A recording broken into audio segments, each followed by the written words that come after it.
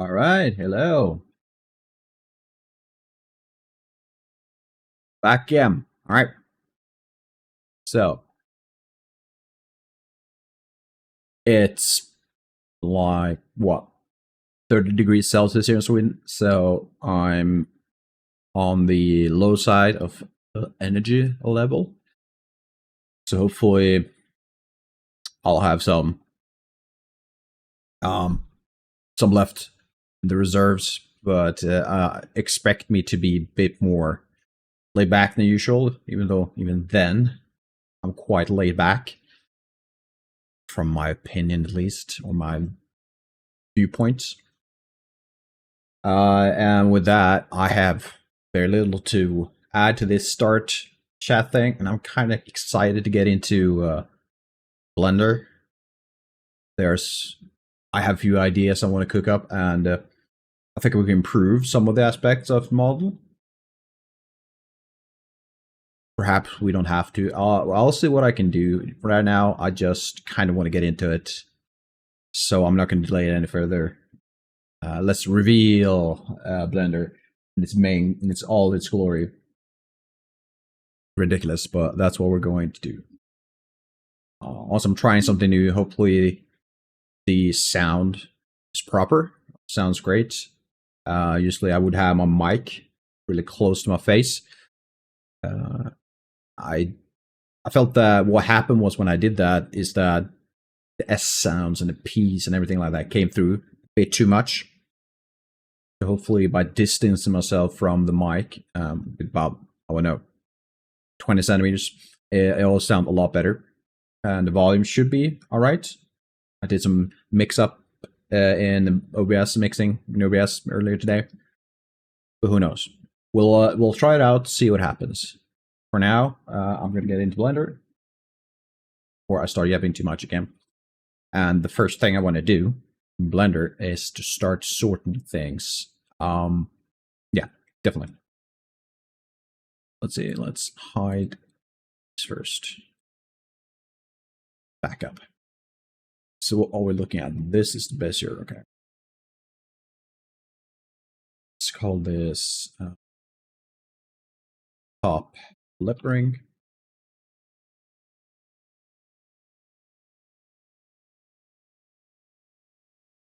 These are,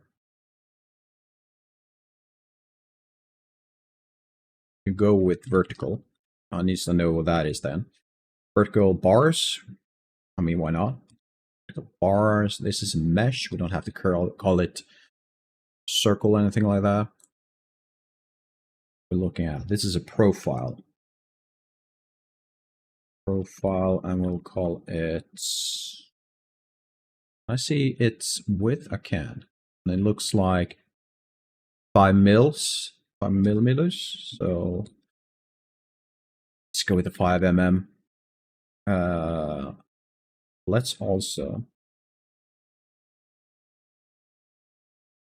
profile circle 5 millimeters. Another top ring. This one will be a 1. I think this one will be a 2.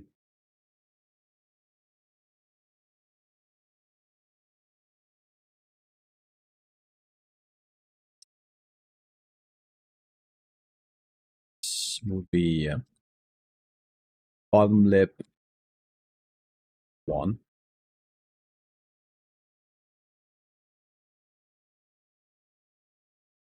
Want it to be in the proper order, so close to each other as possible. So we'll change this to bottom ring instead, and we'll do the same. These, but we'll call them top ring or lip top ring. So now they are in the same, like next to each other inside our outliner. The horizontal bars.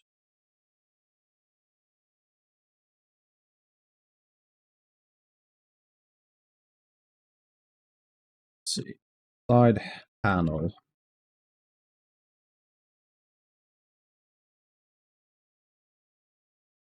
Frames. These are glass panels. Let's go with body, bottom are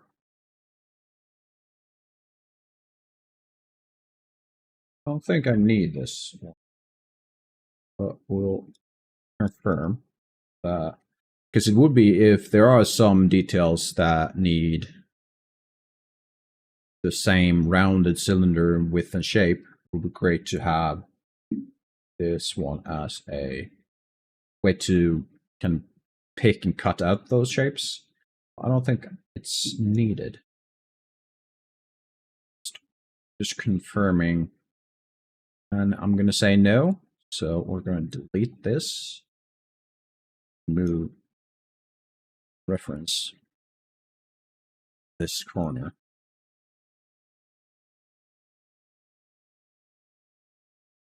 What else?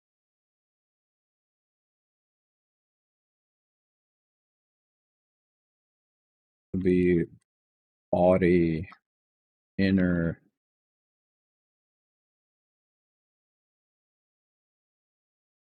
Let's call it for you. Up. App.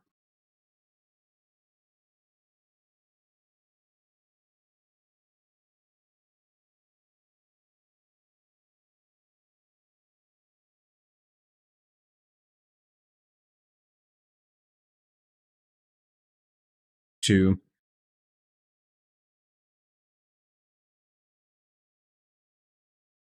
well, that's actually cap, I guess. Up. Cap. let's go with top cap.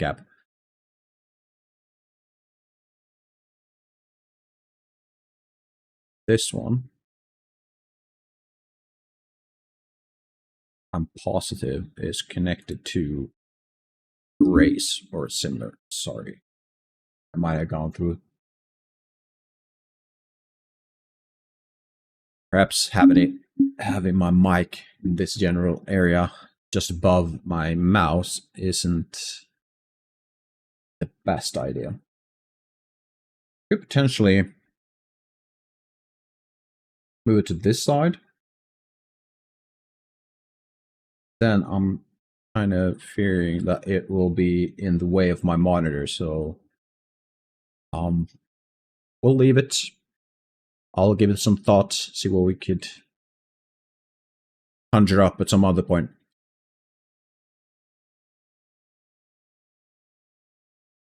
All right. So we do have that empty, and I'm assuming it's used in a fair bit of these rays. Looks like it's used in all of them. Okay. So we'll call this one. Let's keep it as empty. Then I know what it is. Keep it to the same style. The other ones. I can spell empty array. Oh, array pivots. And we're going to give this its own collection. Empties. Yep.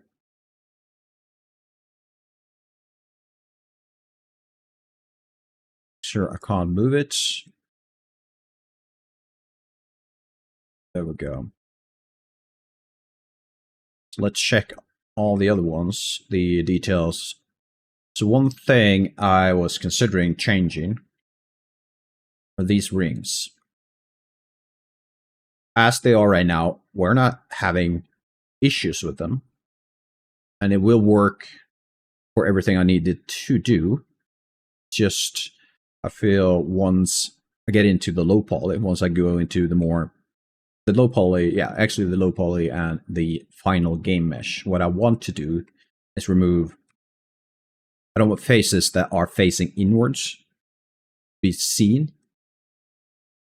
or actually even made. That's the point. So I want to, at some point, kind of cut them off at this section underneath, and then wrap around the ring. Might not be an issue. That thing, though, don't have a view from underneath. So perhaps what we want to do, instead of having this ring wrapping into this section, could expand it out till it doesn't.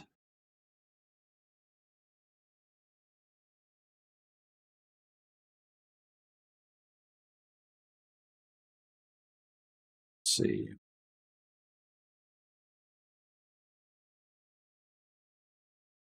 Why is that happening? Vertex, oh, closest.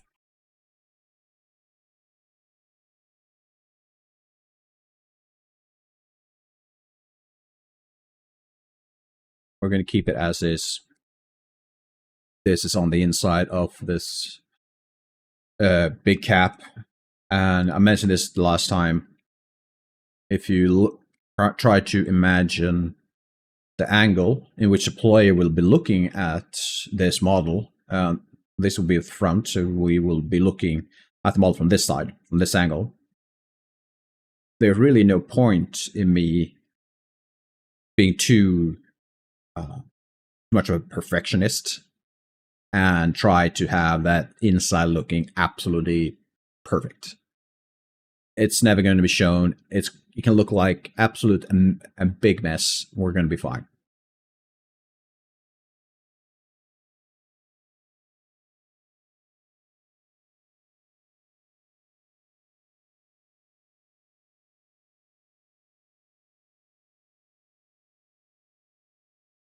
All right. So let's go with that. That thing, though, that's going to be a challenge. How would I go about doing that? I mean, my options, what I could go for, just creating a small indent, kind of like a V or tunnel. But that wouldn't be proper in the way that how this thing will be made, I assume.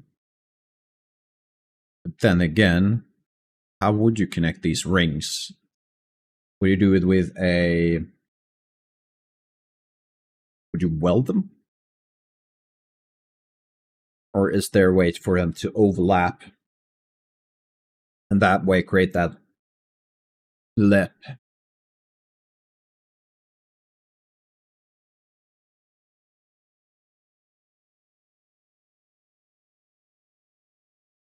Let's leave that detail and focus on these types of iron bands, metal bands.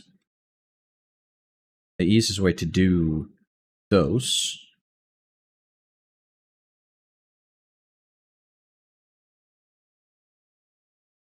looking at it, I'm going to say the easiest way would be to create plane, align it as best as I can with this top cylinder, extrude it down, then kind of follow these details as much as possible. I assume they're not going to be following the curve too much, so it's just going to be slipping over. All right, let's try that. So we're going to move a plane.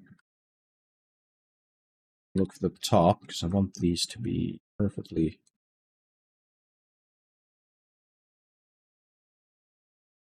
the center. And let's I think That could be fine. Yep.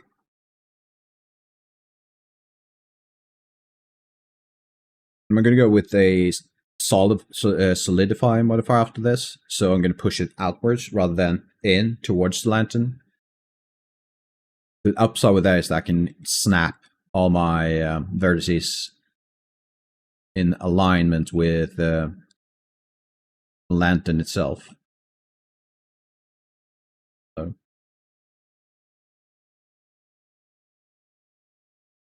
what's going on?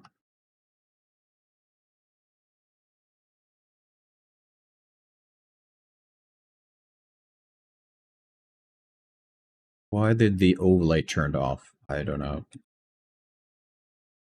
All right, so we're going in the X direction. Up, then extrude, up.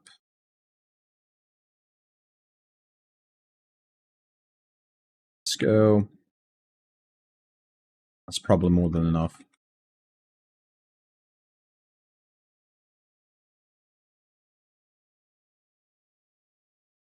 Looking at this, we want to extrude plane probably roughly in this part. Let's see if we don't have to adjust this a bit.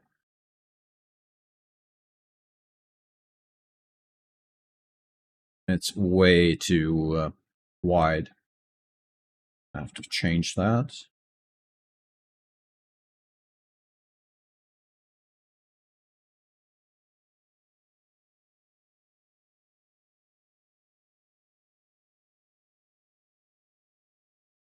Seems that they've somehow pushed the metal into this valley. So we're going to need a fix this section. Probably going to have to push this further down. Small fly. And we can try, instead of going to a different angle, I'm going to try and do this by excluding the y-axis, and I can do that by first. Well, I'm going to choose the move option, which is G, then Shift Y. So now I only have the blue and reds, which are X and Z, and I can move that down just a bit. I'm not super worried about overlapping and Z fighting, since we're going to extrude this outwards. All of those details are going to be, or that overlapping, it's not going to be as visible once we've done the solidifier. Same with this, but we could probably move this entire thing outwards a bit. Let's go. Yeah, let's try that.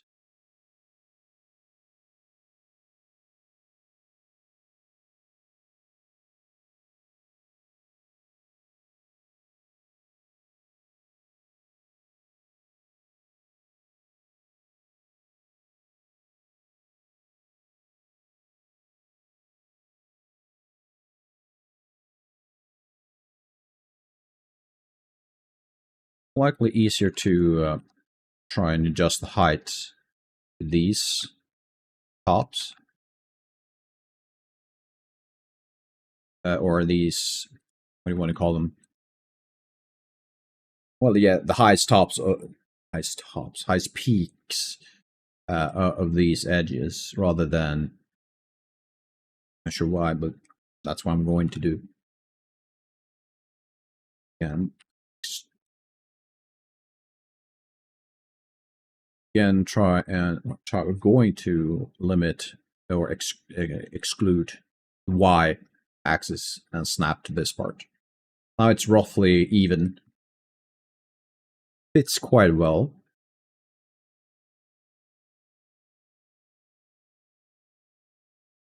So let's try a solidify. I want to do a few more of the details. This part on the inside is going to be rounded. So are these other parts.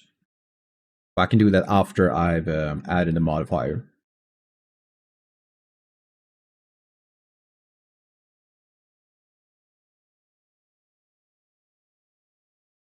I do try every now and then to take a step back and look at the details I just added and see if the thickness is big enough to be visible for the player and from a bit of a distance. And I can say that looking at this, quite happy. Might just add a bit more. Barely visible, but I like that. All right. And the next step will be then to bevel these. Actually, before I do that, it's important when you do a bevel, make sure your transforms have been reset. So on scale, I definitely want to reset that, which made a big mess out of my modifier. Important to remember. So I have to reset my modifier, which makes sense. So the rough idea is that if you had 100th the scale in your scale transforms, so it's if it's down to 1.001, I believe you have to do a 100 times that amount, or what you would have done on your modifier. So if you wanted 2 millimeters on your modifier, in this case, solidify modifier, then you had to have done 2 centimeters. Makes sense, right? Is that 100 times? No. 20 centimeters. Either way, the scale affects most modifiers, or a lot of the most common modifiers, as I say, the Bevel modifier, the slid modifier. Not so much the subdiv, but that's a different type of modifier, at least what it does. So let's go back to this part.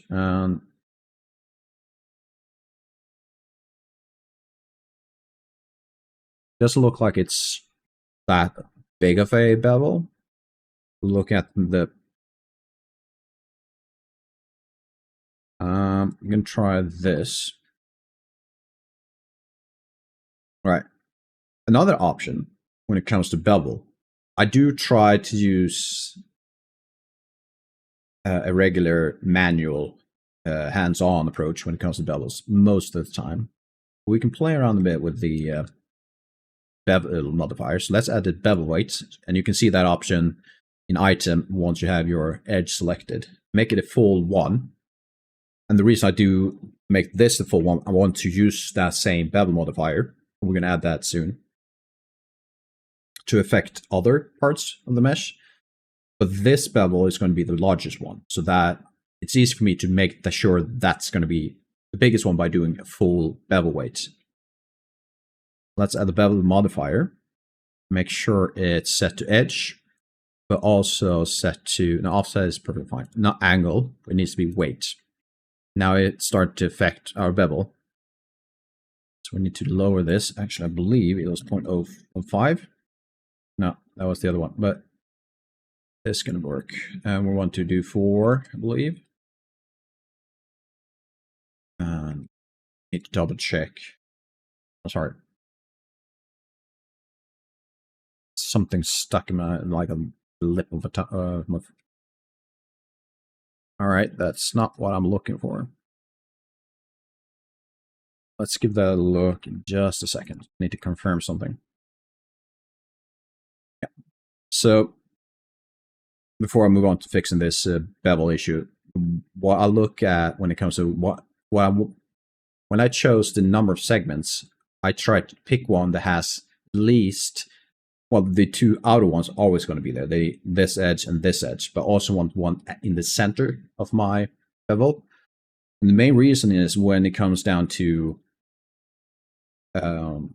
optimizing the low poly, having that it's the even segments, I can remove every other edge when I start to lower the poly count. Instead of if this were a 3-segment size. If I start picking one segment, I would be left with one big segment and one smaller segment. Hopefully this makes sense. So instead, it's a lot easier for me to add this as a 4 or a 6 or an 8 segment bevel. It's easier to fix the low poly afterwards. I believe, though, the geometry we're having a problem with now might be one of these settings.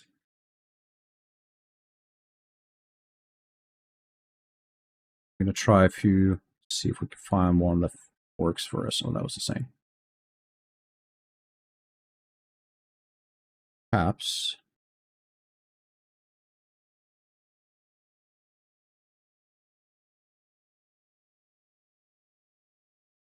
Perhaps this is not going to work the way I hoped it would. Oh, I know why. It needs to be first. I do believe it needs to be first, at least. Yeah. The Bevel modifier needs to happen before the solidify modifier, which makes sense. I'm going to guess a 3mm bevel will work perfectly fine for us. I'm looking the side profile, this profile, and I'm going to say that that's perfectly fine. And next, we're going for these. I select you. Now pressing all the buttons.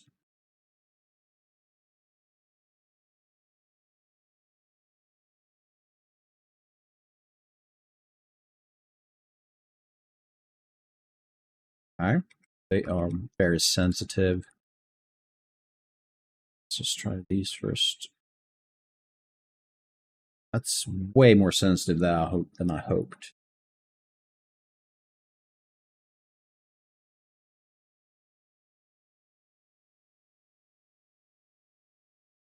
Okay. What are our options, though? There are a few other options. We do have weight angle, not vertex group.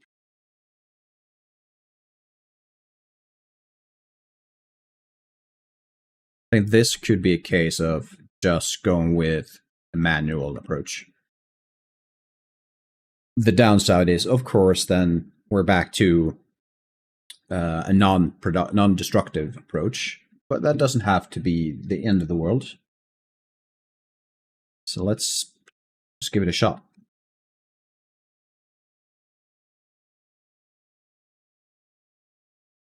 Let's see.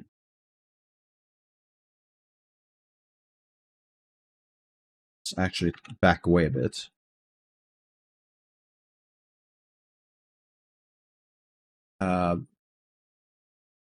Snapping, I don't have.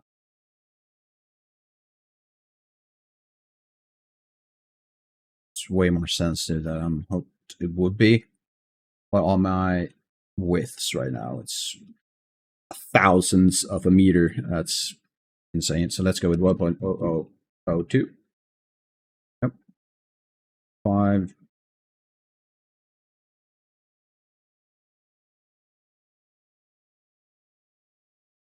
Sure, if I'm not fond of that snapping. I'm not sure why it's doing that. It could be that it's just way too small. Well, it's the size of this thing. Talking 5 centimeters and 2, so we're in the centimeters range. Okay, shouldn't be a problem. Why is it snapping like?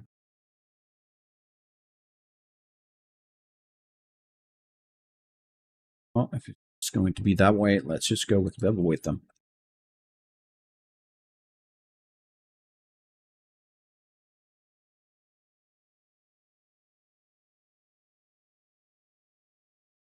Okay, so we're getting something.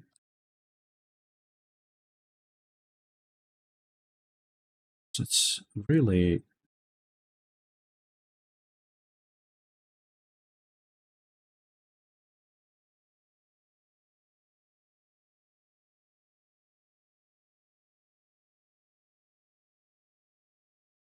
shouldn't be that sensitive, should it?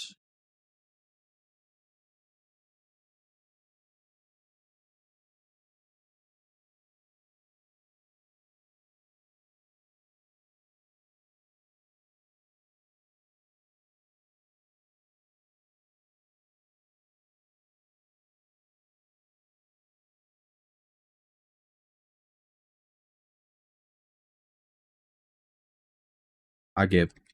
I give. Not really the thing I should focus too much on.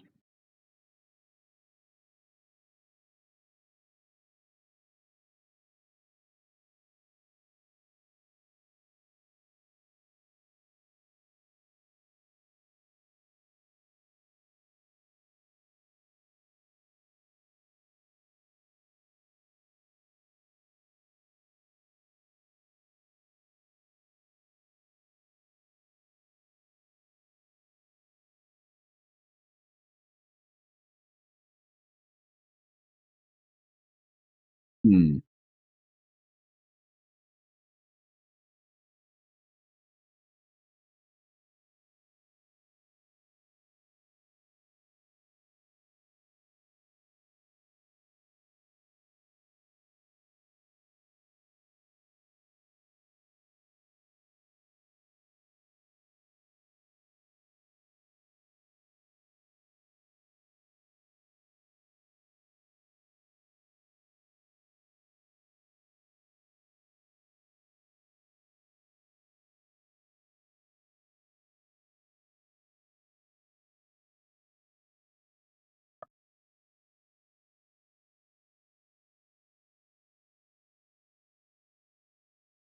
So since we're doing a bevel outwards, or sorry, solidify outwards, once, well, we're starting with the bevel, then solidify outwards. Seems that what it doesn't like about that is some areas it gets too narrow. It's the best way I can explain it. So we're going to have to adapt to that. Let's change our pivot point. Pivot. I'm not sure what to call this. Orientation, transform orientation, and try to move it in the normals. Seems to help. Not a lot, but it does help. You're still complaining.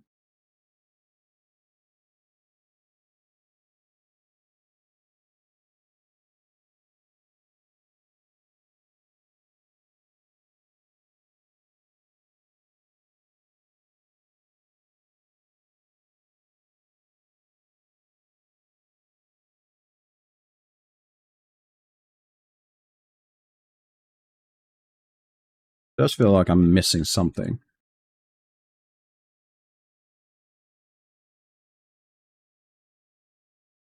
Beam thickness, sure. Quality, material, edge, state. Could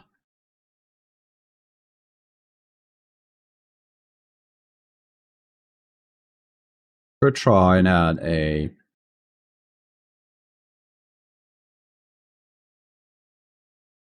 where are you? Weld.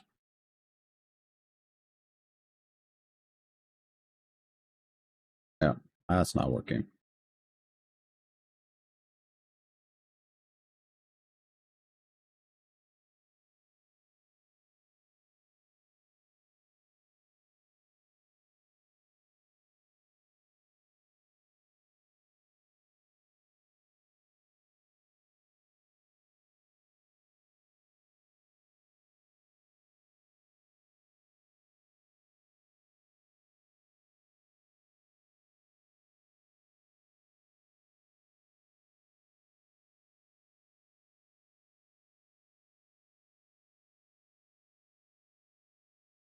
It shouldn't be this big of a problem. For some reason it is.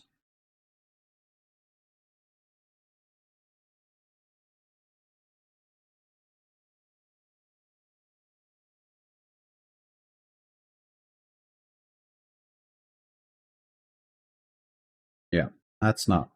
It's not going to work.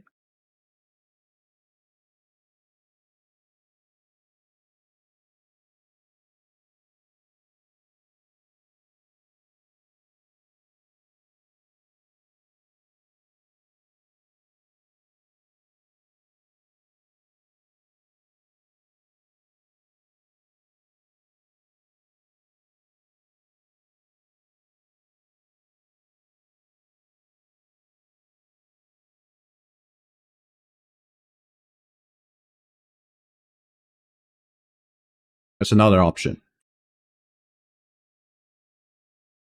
which is probably my best option now that I'm thinking a bit more. Let's not add a bevel to these.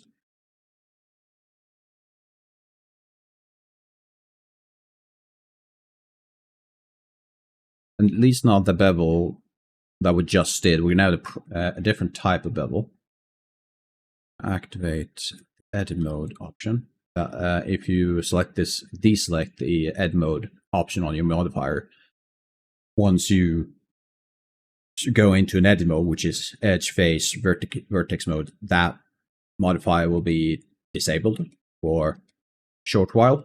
So instead, what we're going to do now, we're going to go for a 2-segment bevel. And we're going to go roughly, I would say, to this part. But we're going to press P before we do anything else. Then we're going to slide to the right, which now creates these really sharp bevels. Should at least. Let's just do 1.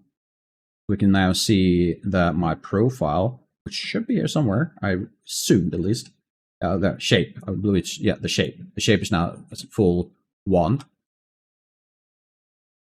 I'm still getting that error. Why is this shape like absolutely defeating me right now?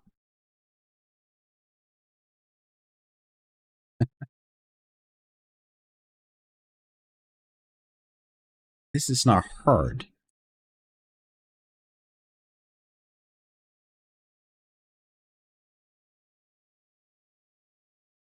New approach.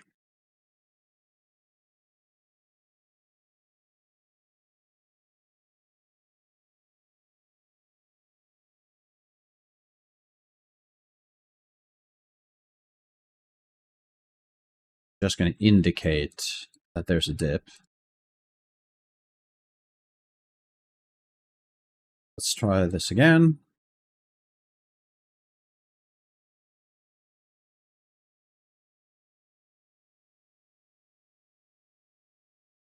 We're back to this.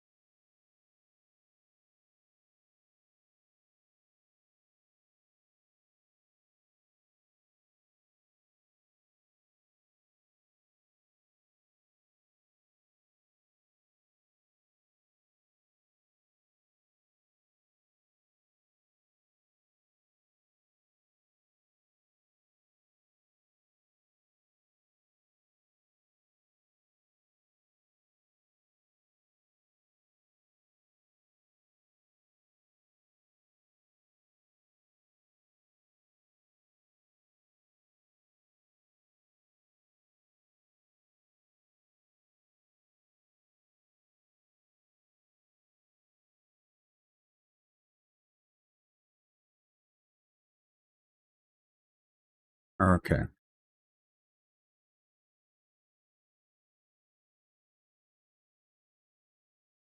Let's do a 60-degree angle. Hopefully that will only capture the really sharp angles. Again, this thing is very sensitive. That might be an issue.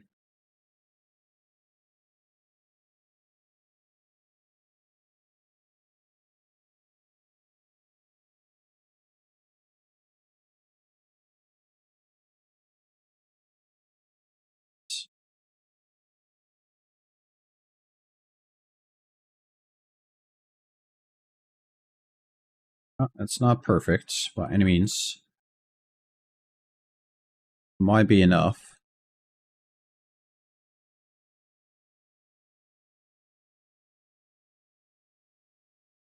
This one.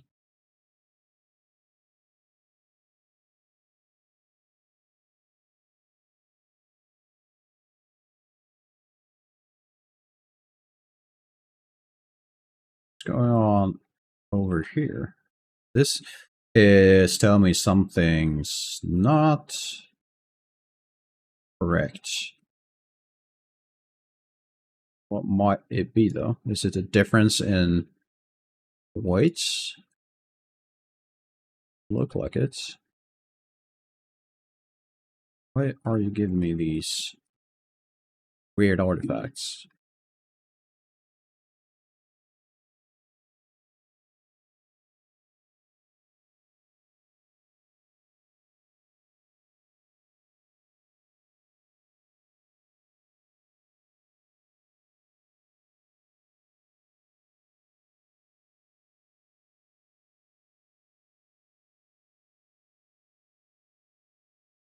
Makes no sense.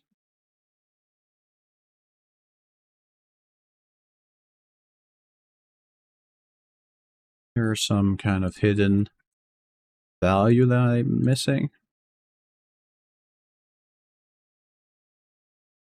It's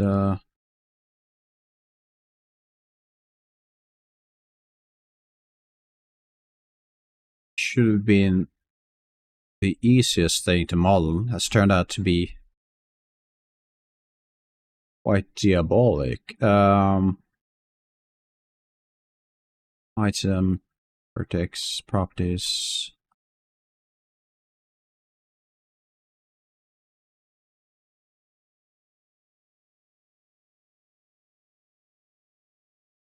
Can't tell.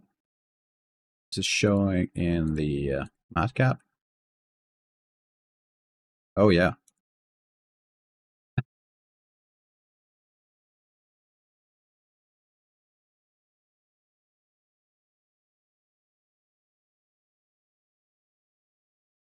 This is nuts.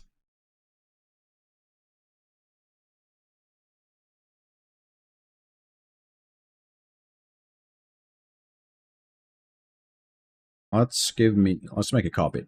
I'm gonna save it at this part. We have something at least, but I want to try until it's proper.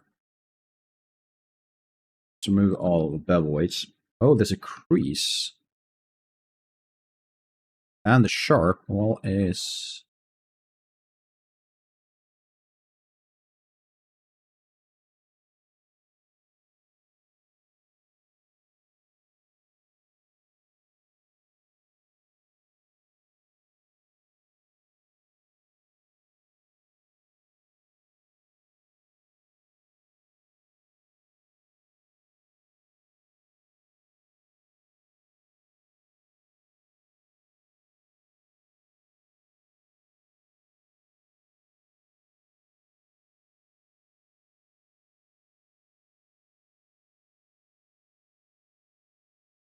Alright, either way.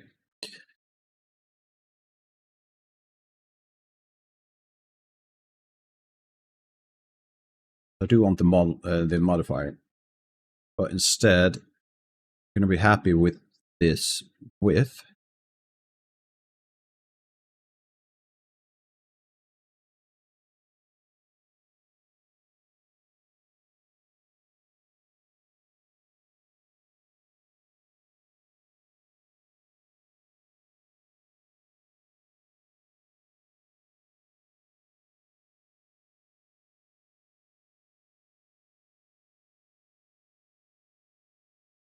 Let's see, segments 4. Shape, go 0.5.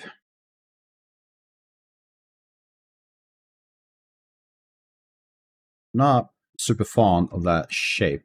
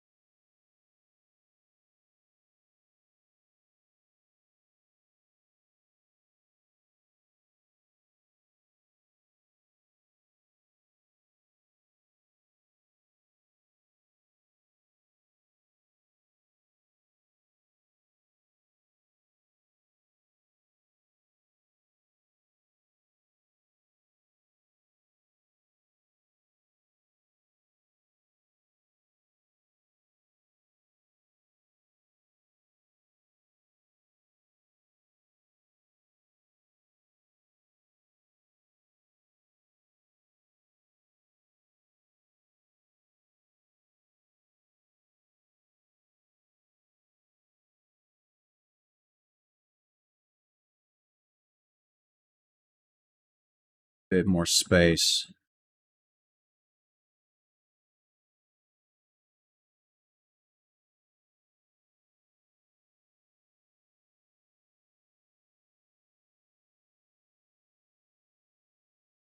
It's wrong buttons.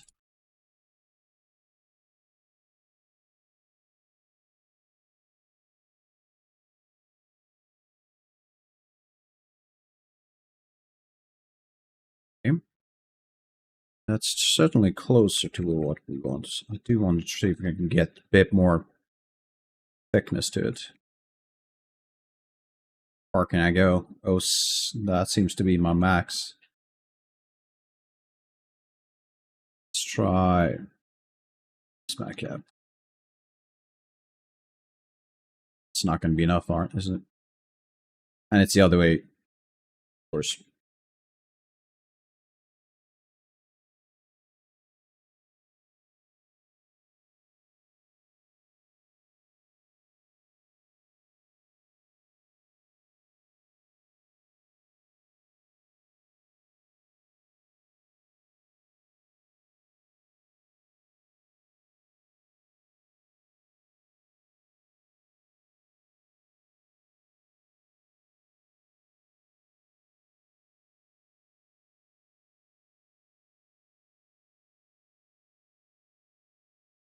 I'm kind of stubborn. I do want this to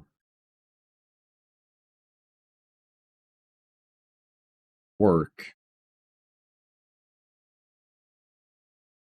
Alternatively, we could remove this section completely and have a bit more of a straight. So I'm going to try one more solidify, and we might go for that option instead.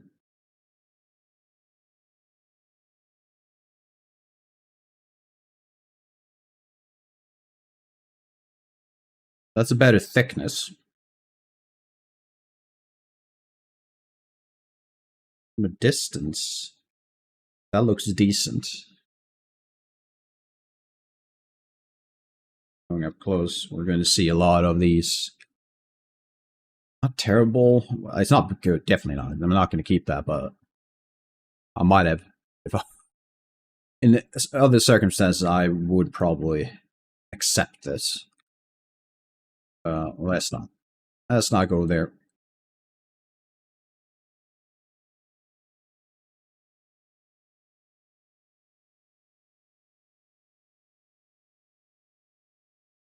So, assume this one starts bad, this part, and it goes down.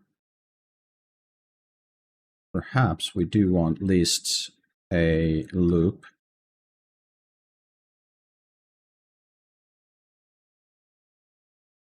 Like so.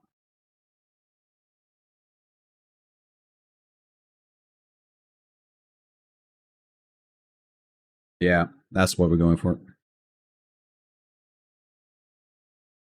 And now we can add a bit more of these. So let's go 5.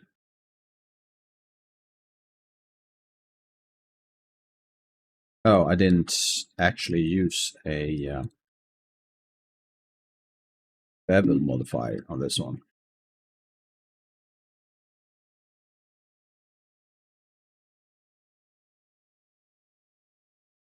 Quick cleanup can fix that.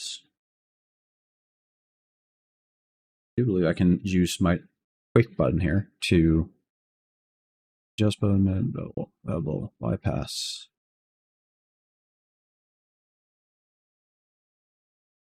H, and it of course lands behind.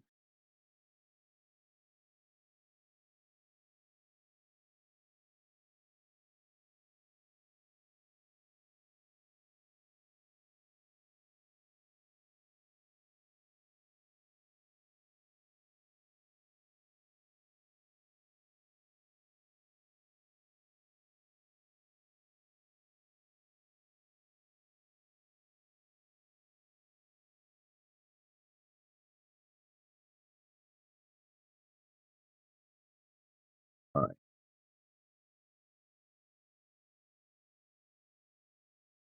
Be done with this part.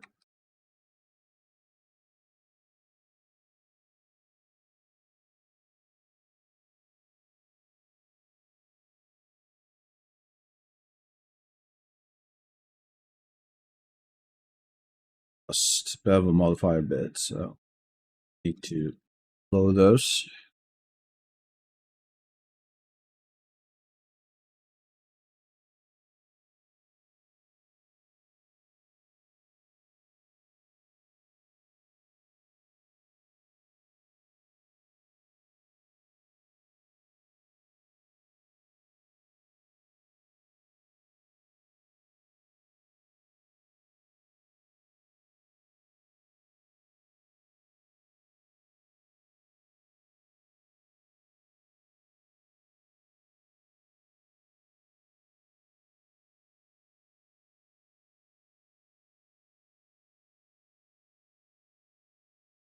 Hi Shreel, how you doing? I think you need to go to the iDark. Just I'm not sure this could be identified as rock in any shape or form, actually.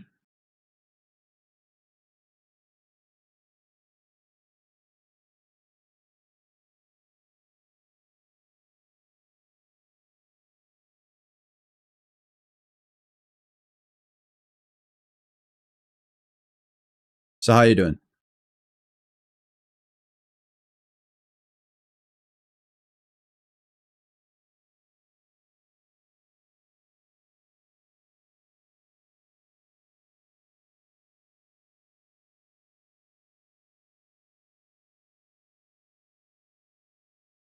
Yeah, it's scorching.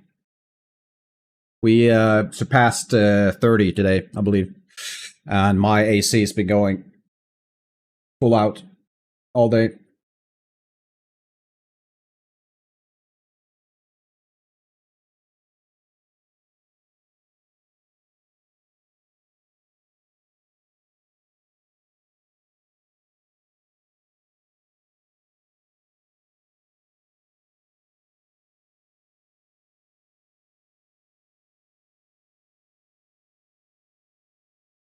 Back to this thing again.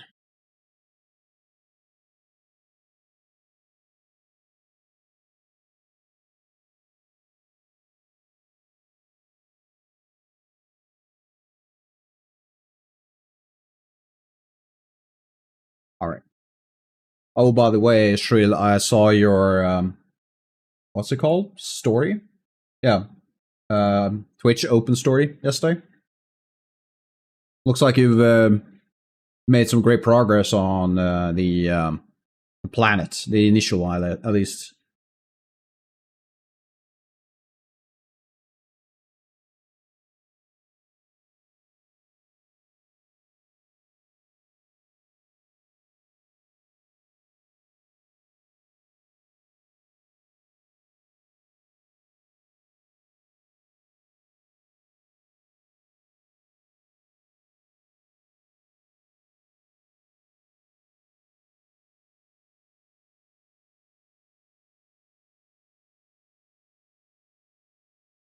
Yeah, I saw it. It looked great. Is that how far you gotten, or is it an old story by now? Not sure how those open stories work. Are they based on the stream of the day, or is it something you can add at a later date?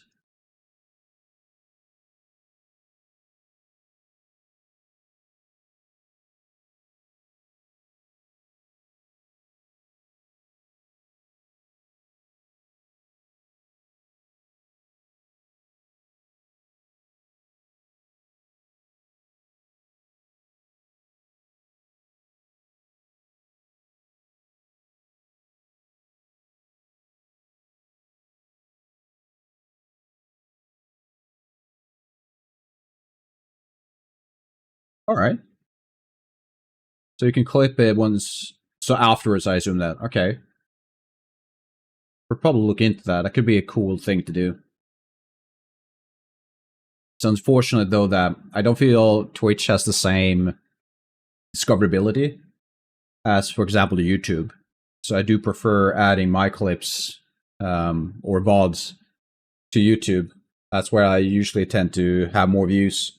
I'm not sure if how much that traffic goes over to Twitch though, but I get more discovery. I'm discovered more often on YouTube than on Twitch.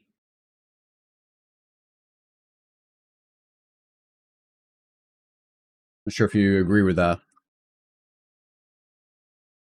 Let's see.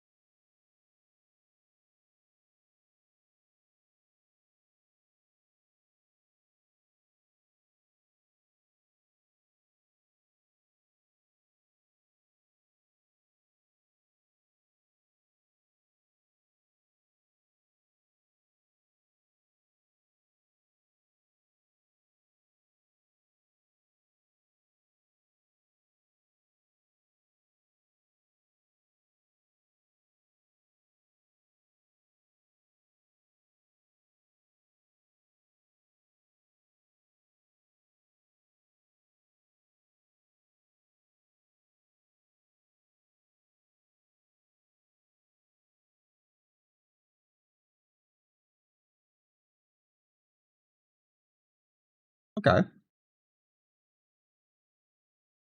So so it's reaching your followers. All right. That's a cool idea though. Just like some highlights purely for followers.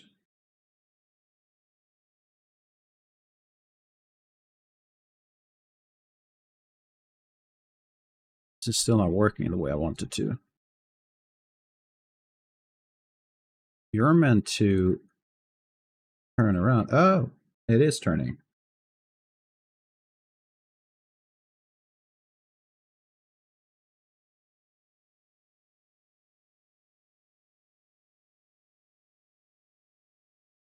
Reason though, I can't.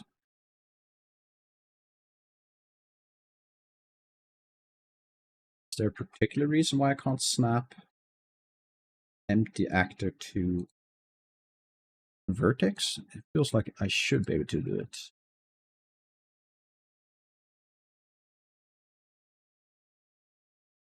It's not happening. Why? Makes no sense.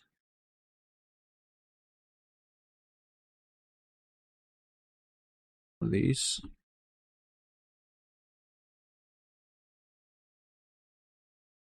Not sure if I've seen this problem before.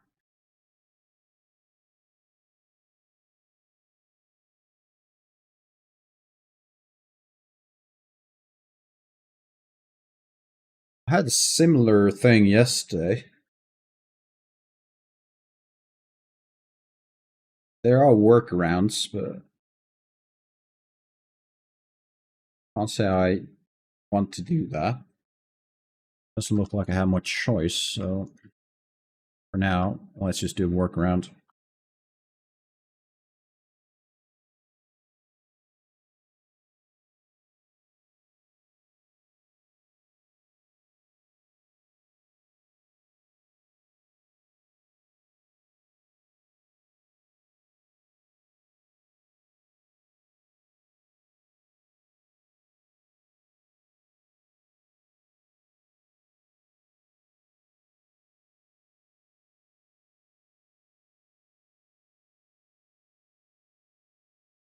That's not what you want to do, but it's going to work.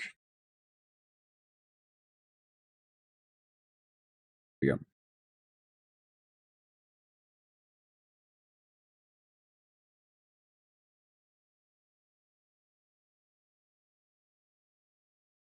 Right. Yeah, I can see that makes sense. I'm not. Probably one of the things I need to focus on is my reluctancy to use other platforms. I'm not really fond of either X, Instagram, or any of those platforms. I do want to focus on one or two tops. But it does look like I have to kind of throw that old man thinking out and adapt to reality.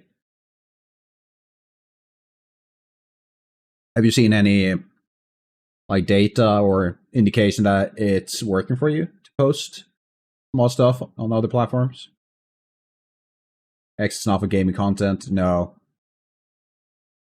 I mean, correct me if I'm wrong. I feel like X is almost purely politics by now, and it's been for quite some time. I mean, you had that big exodus of artists to, what was it, Blue Sky, right? So it feels like all that's left now are politics. But now we're good.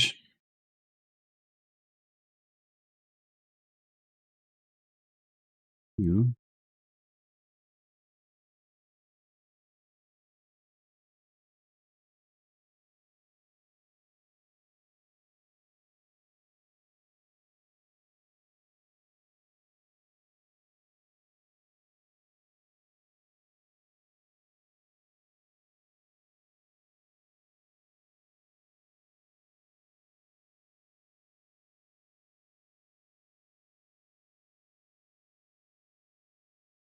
All right, so game update, worker, or small content, video content that is not about playing games. Okay, so all right, so when you say gaming content, you're referring to like let's plays or general that type of content. So game development is perfectly fine. Awesome. All right, I'll take that with me. Perhaps I'm not sure if X is going to be the platform I choose, but should have one where I go, like as you mentioned, post that I'm going live and those types of announcements. I don't have one, so that makes sense.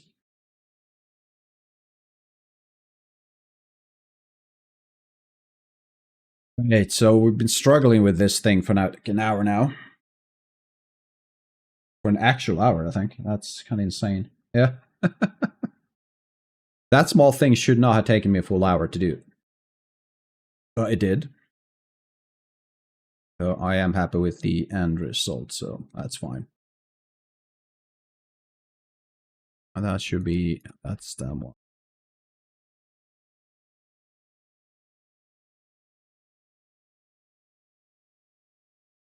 It's probably not going to see anything if I do this. Barely visible. Might be too small, Bevel. Yeah, it's not really capturing the light the way I want it to. That's better.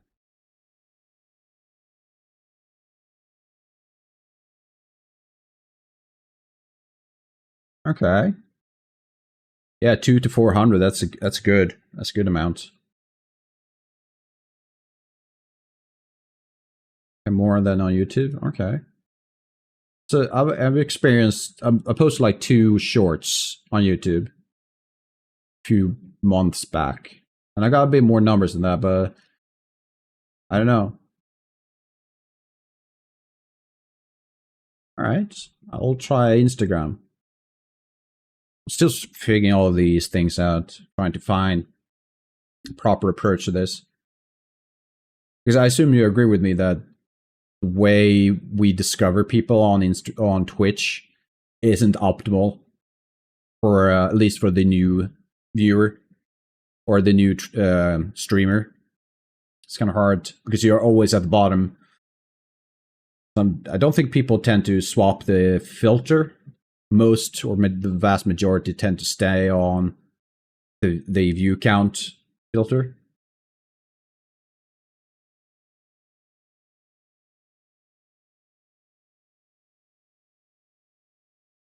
Let's see, backing off a bit. Let's see. Probably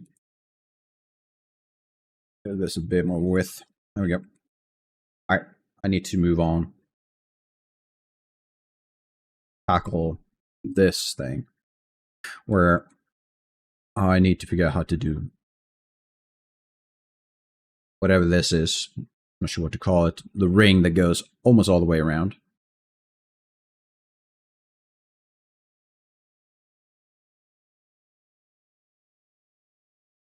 You need to stream longer than 6 hours. Are you referring to like YouTube streaming, or are you thinking Twitch discoverability is better for those who stream for like 6 hours a day or 6 hours at a time?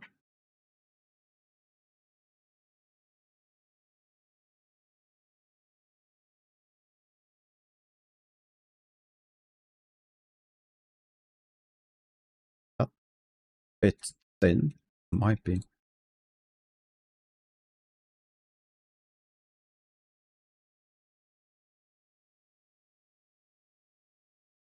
Sake of the bake, I probably need to increase thickness of most of my things.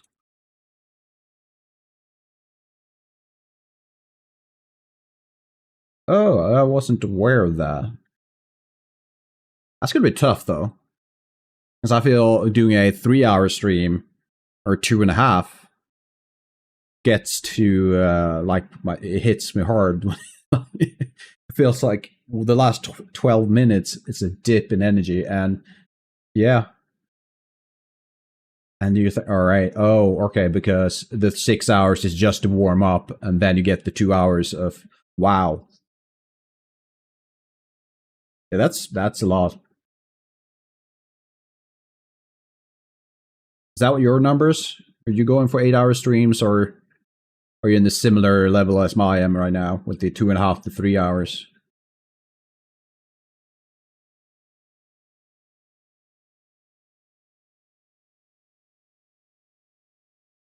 Let's just do a simple one first. Let's grab you. Give you a bevel of 2. And to help the high poly, I'm just going to do an inset. Doesn't have to be a big one. It helps the subdiv.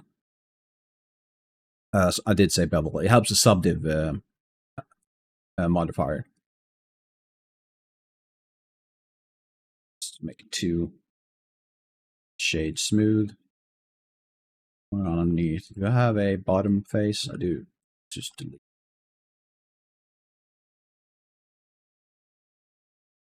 That too much? Yeah, too much.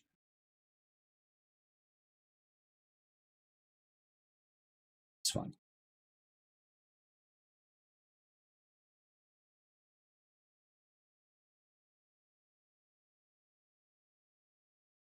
Okay, yeah. I guess you would, with time, like improve those numbers. I mean, I've heard some Twitchers talk about their initial days usually went a few hours here and there, and then they stepped it up as they improved efficiency, I guess.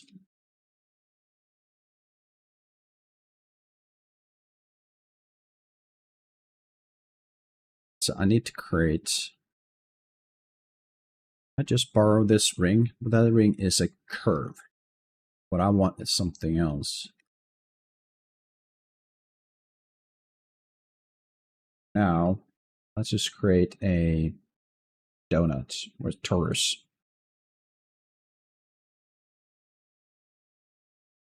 You marathon 58 hours? That's insane. And yeah, I can see that you're not doing that now, because that will be a hit on your health and everything, wouldn't it?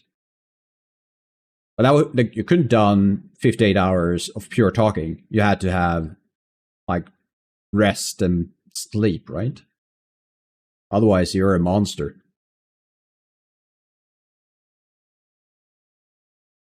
Holy shit. That's I mean, at the same time, it's impressive. I'm worried a bit. How's it now? Able to get your sleep?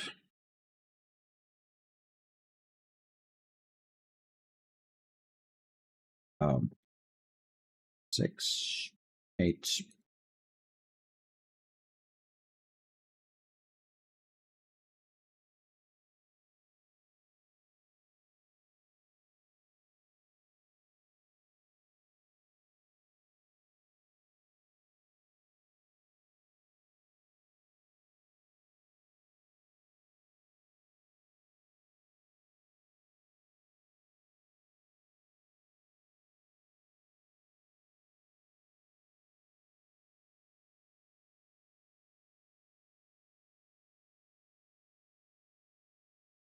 see. Yeah.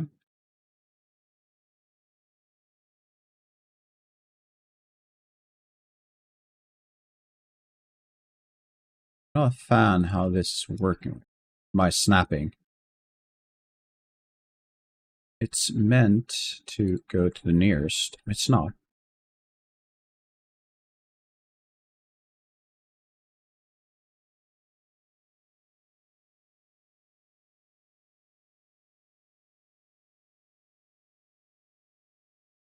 There you go. All right.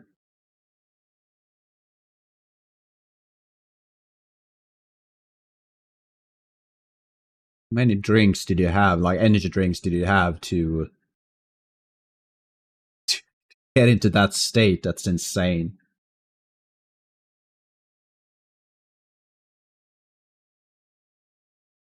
Size 32 is perfect. Oh yeah. It's also, what is that? That's negative. Dude. You forgot number.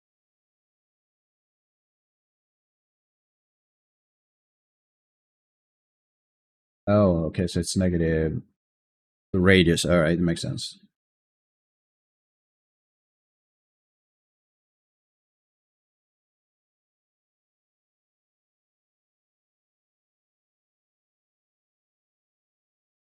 It's that.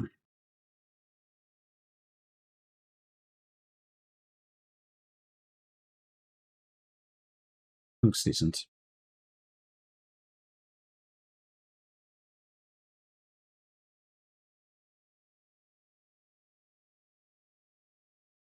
Anything slow me down. I'm trying to stop them. My body goes into hyper mode.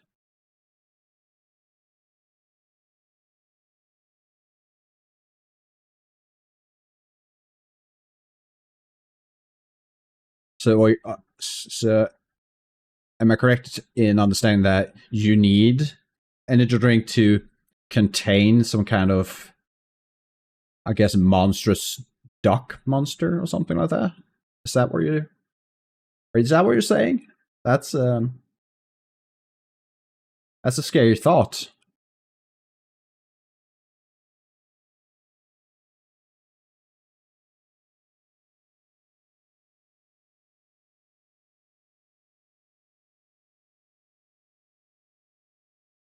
Snapping.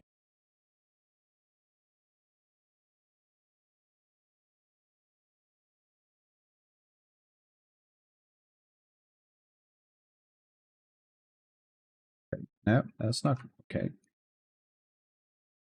Why isn't my snapping working the way I'm expecting it to do?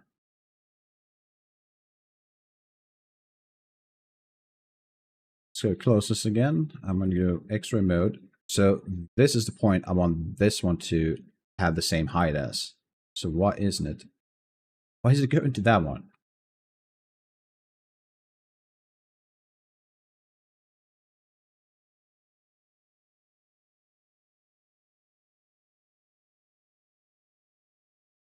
Now it works. I have no idea anymore. Smooth. Beat that on you. So basically, okay.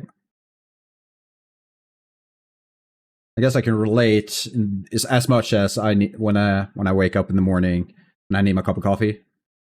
I might not be this hyper monster, but I do need that boost for other reasons than containing some kind of monster. But all right. Well, I'm glad you found something to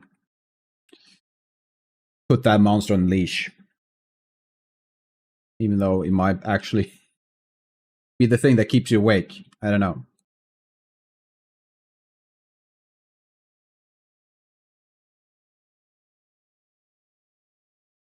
Let's see. Just fill you in. Same with you.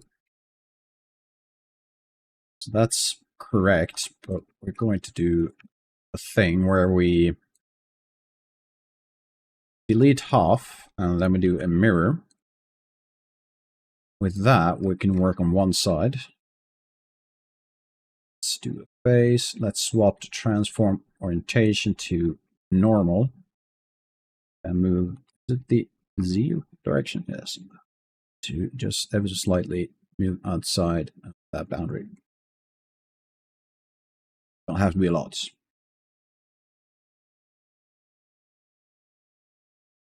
Oh, by the way, Shrill, did you move forward with that idea of buying a smart guitar? Is it shelved for now?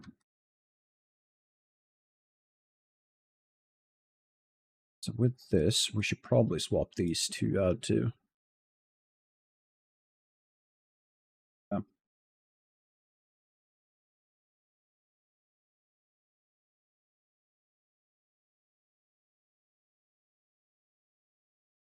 Yep, I'm still in the normal.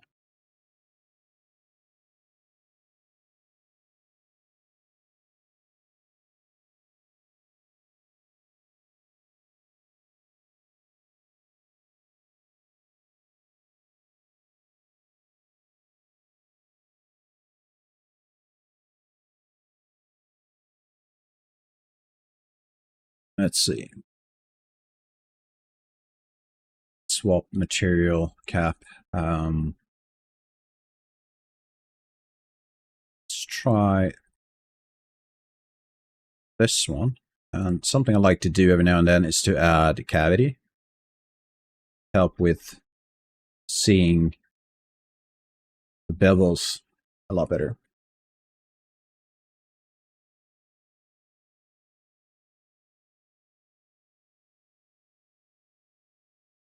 My ring's too thick now.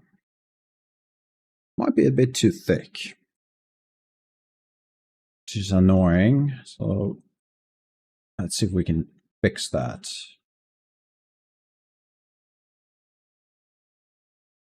Which is a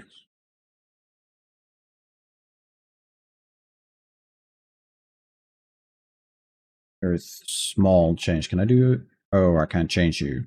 Can I? Adjust effect. Looks like I can.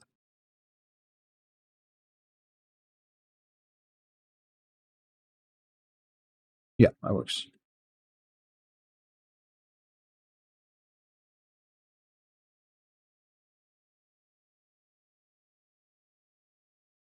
So I'm, rather than using the gizmo, I'm typing in the value I want to change the width of my rings by using the numpad. And it looks like I need to go in the negative direction.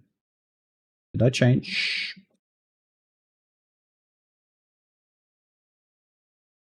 I don't know.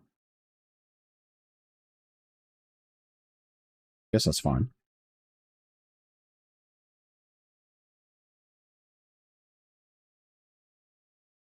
The one big advantage to swapping over to a mesh ring is that these are now going to have the same amount of segments going around as the rest of the mesh. So when it comes to doing the low poly later on, lines, all my edges should line up quite well, like this. So I can start just adding and cutting in a different way rather than hopefully not having something that is in the middle of a line and now I have to move around. And it looks quite a lot more, looks better when I look at it from this angle. And I could, if I wanted to, it's not really important. So let's just, I was thinking of it limit or reducing the number of lines, edges going along with the line, these bars. So as you can tell, look from a distance, they are a lot higher in poly than the rest. It's not really a big deal. So we'll keep it as is. Well, now I'm going to create these. And I assume the best way to do that is just to create new rings. And I want to try something. I want to try to select the edge of this face, duplicate it, It's moving it. Don't know why. Do P. And it's moving because I have a solidify modifier. There you go.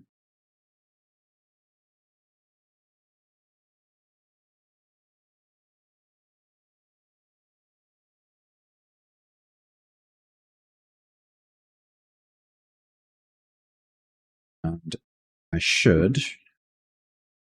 This might be overkill. Let's hide it. Let's select the face. Go to X.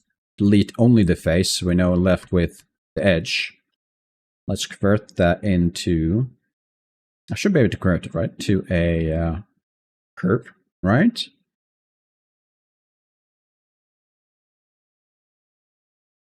Perhaps I need to be in object mode. Oh, there we go. To curve. Now you're a curve, which means I should be able to use one of my circles. I call it profile, right? Let's grab this one. And we can hide it.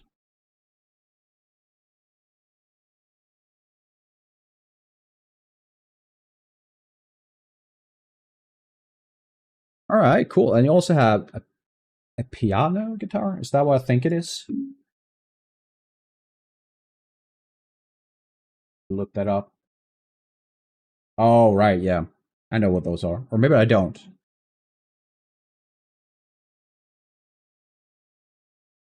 Is that one of these old handheld synths? Is that what you would call it?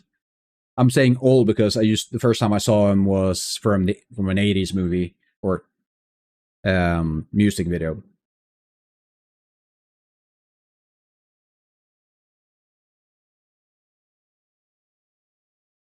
All right, so you've been playing it for a while then? It might be small, wouldn't it? If it fit 7-year-old. And I'm assuming you're a bit older now.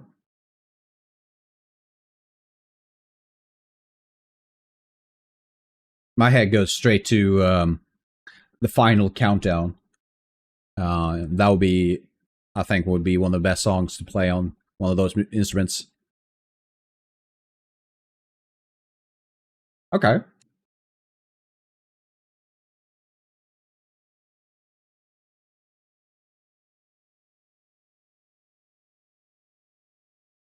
So what do you usually end up playing on? I mean, I assume you can play most songs or all songs that you can do with a regular piano. But I also guess you can adjust the sound quite a lot, so you can make different types of sound.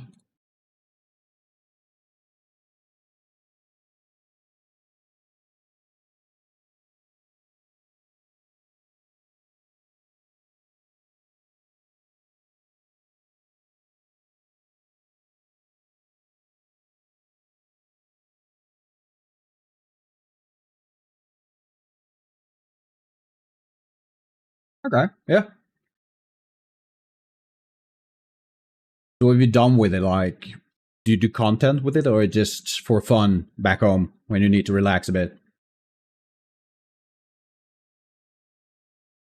I think that's a good size. I think we need a bit more because once it comes down to the baking, that small detail might not show up at all. We can also keep the mesh as a curve, so we can adjust things as we go.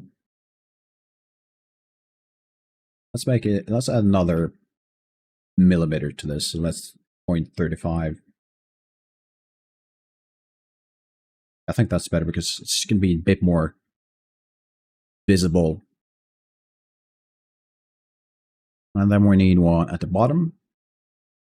Let's go to the side.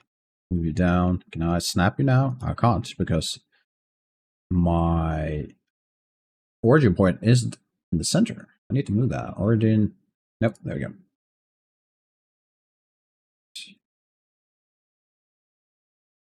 Add it.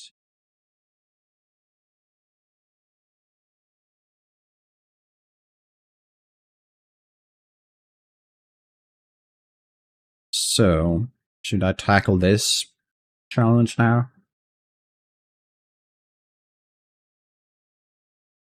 Do I want to tackle something else?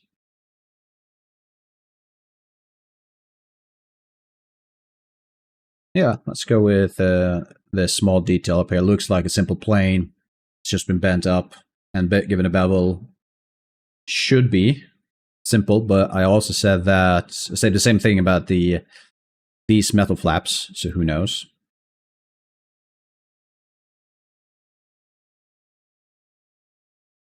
So let's go with this and.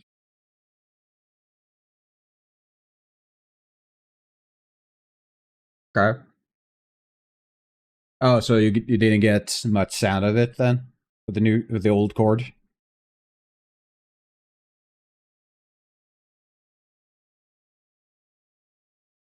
So with the new chord, are you able to play, or did you give up on the idea of streaming? I would crackle. Yeah. Don't know much about chords and things like that, but it would, I guess it makes sense in my head at least that if you have chord that's have micro damages, maybe the electricity doesn't go all the way, or the data, because it's just going to be corrupt on either end, or at least from the output end, it will be corrupt. I'm not saying these are not technical terms I'm using. These are really just my poor version of what could have happened.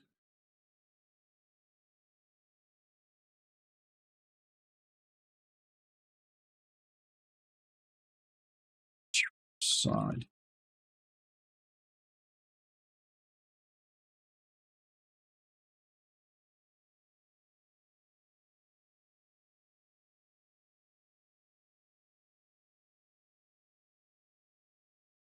Okay, well, an anti-static chord. Okay.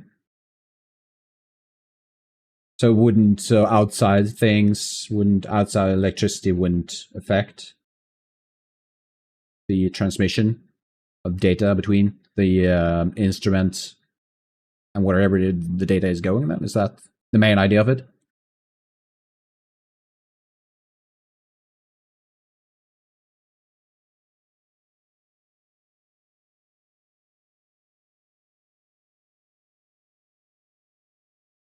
Is that perhaps not what I think it is? Is it going over the other side? No. I think I need a bit more. It does make sense. It could be. Is it a lid? Be a lid.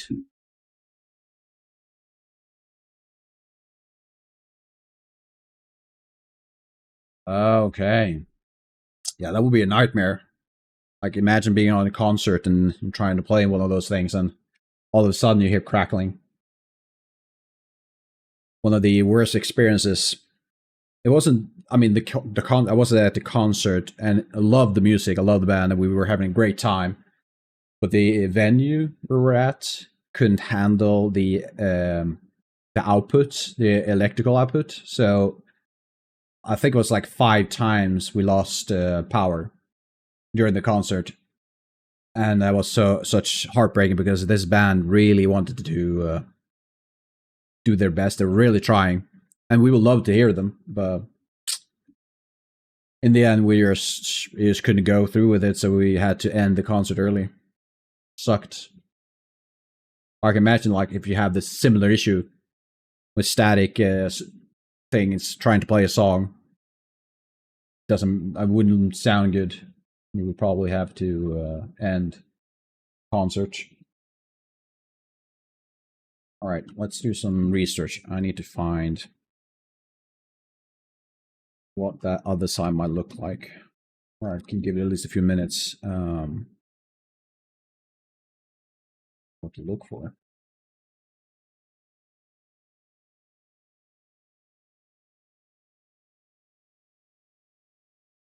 Because I don't have the name of this exact model of a lantern.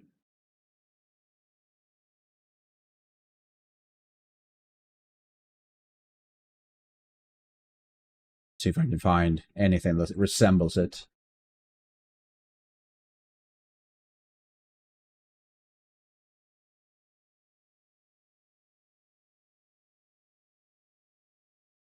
Or we can just assume a few things. That's an option too.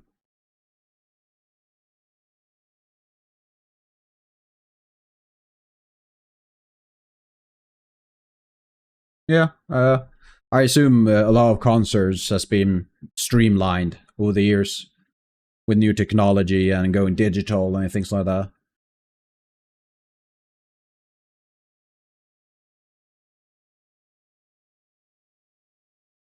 I mean, I guess sound designer will be a word, but then again, that could be split up in many parts.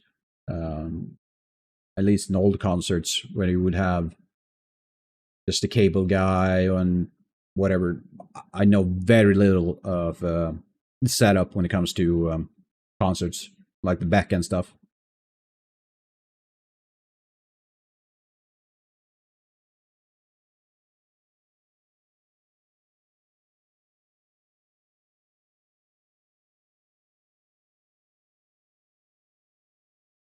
All right, I think this little thing, let's say cap, whatever you want to call it, will be for. I don't want to say another stream because I want to finish the high poly, or at least come to a place where I can start working on the high poly next stream.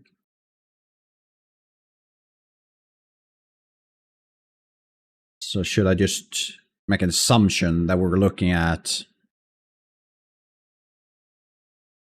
It's either something you can grab onto and open a lid, or perhaps maybe even move that thing off completely, or some kind of hinge. I can't really see it being a hinge. Could I? I mean, why wouldn't you want to open this part? Okay, yeah, electric engineer. Sounds reasonable.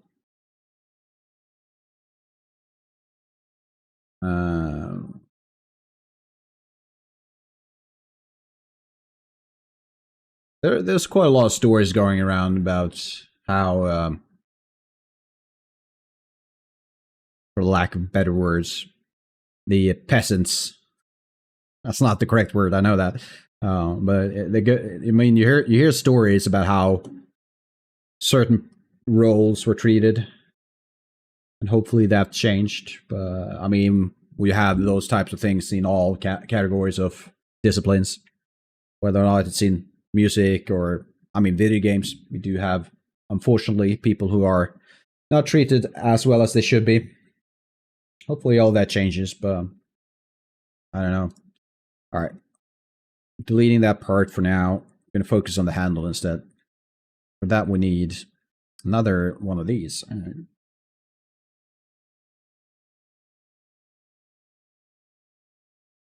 What is that? So many details, I don't know what they are. This one is simpler. Let's just go with that. Which is thing just popping up on the side. So looking from the front, which is the front. This will be a front. Let's add a curve.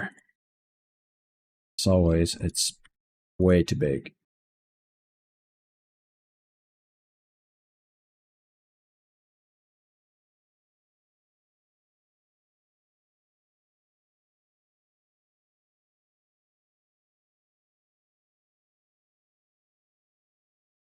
This part.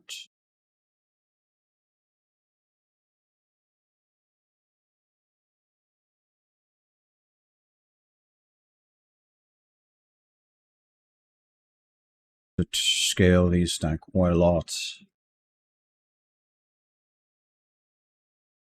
Let's just quickly add these lines.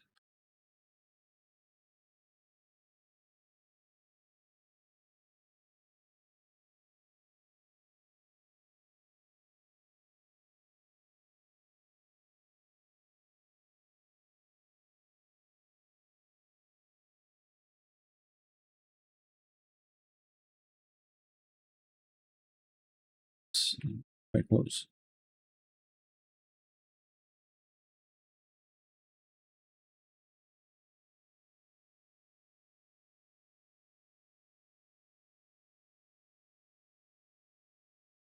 So this would be roughly what? Be this roughly the same width as the other bars. Is perhaps slightly thinner? No, I would say it's the same. So object select. We're gonna go with the 5 mil. We're also gonna quickly make sure this is named correctly. I mean, it's not 35 mils, but let's keep it that.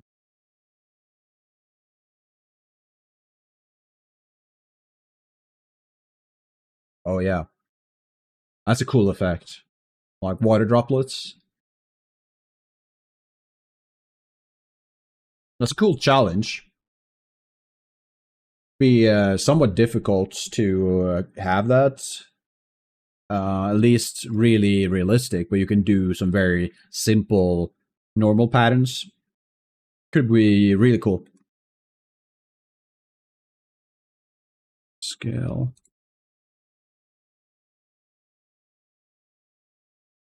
What about these? Minish. Okay, that's fine.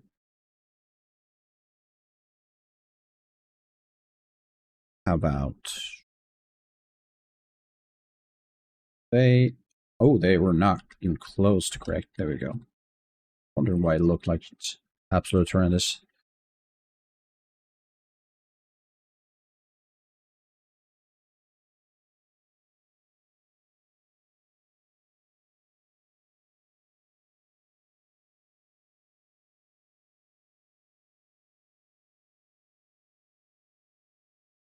Show what that is. Is that your own term, or have you found something online that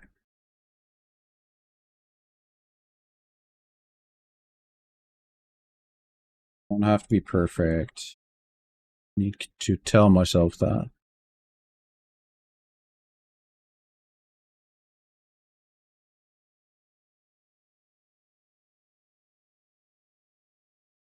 Oh, okay. Yeah. Give it a few minutes. Cool.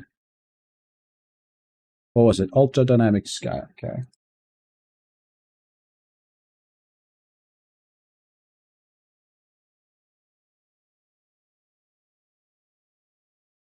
By Everett Gunter. Is that the one?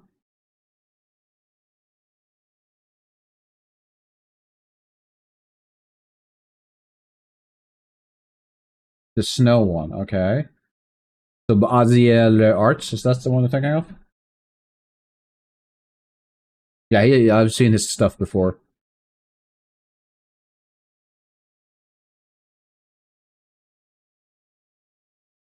Oh, right.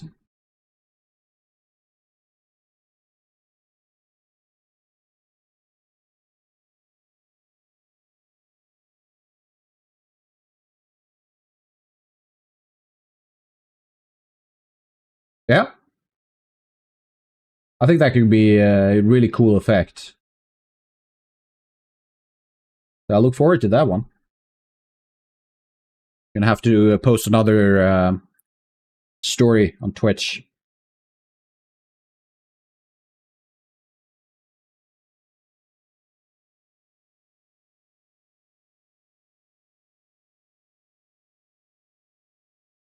Oh, so it wasn't the full tutorial?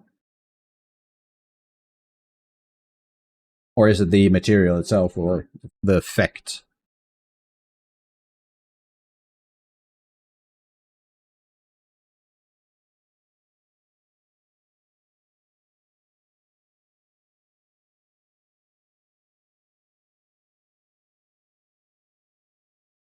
It's probably a good investment. I've seen his stuff before, and I always feel like the way he presents things, very reasonable. So I wouldn't be surprised if his tutorials are absolutely amazing.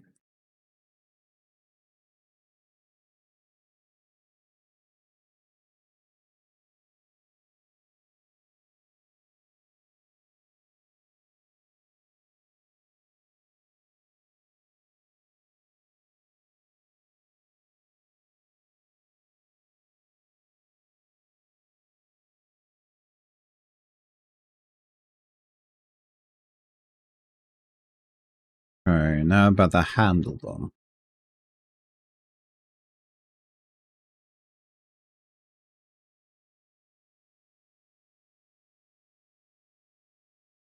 It's another curve. Probably start with the handle itself, or the wooden part at least.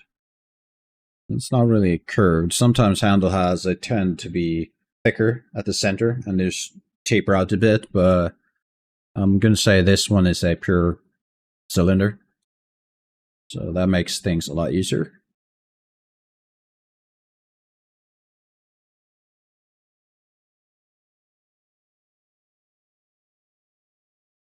So cylinder 32 is good enough. Radius,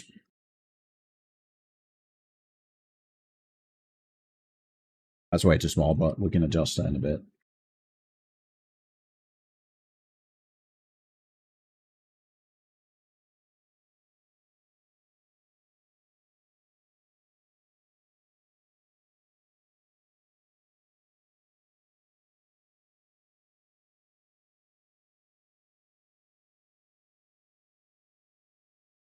Okay. Yeah. I mean, the effect he showed off looked amazing, so I do look forward to it. So whenever you're ready and you can show it off, I'll be there. Let's say this is roughly the same. And what else can I do?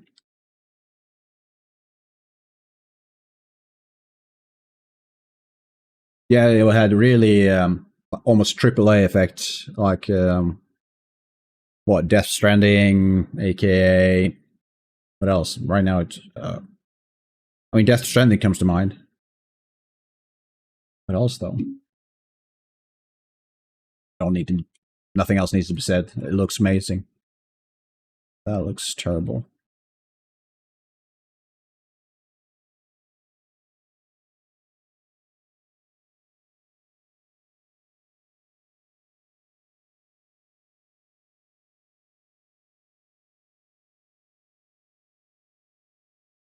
Okay.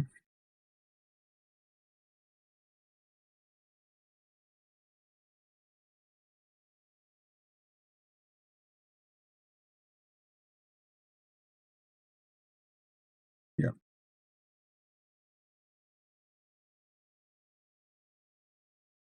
That's a good thing to consider, absolutely. Especially if you want to go and create this big world you're looking at right now. So if you can keep performance down, yeah, absolutely. One thing you're going to notice once you get to a decent size, of course, polygons, triangles, all those things are going to be a big thing. But I would say probably textures or lighting might be the biggest culprit when it comes to like taking all the performance. But again, heavily depends on what you're going for.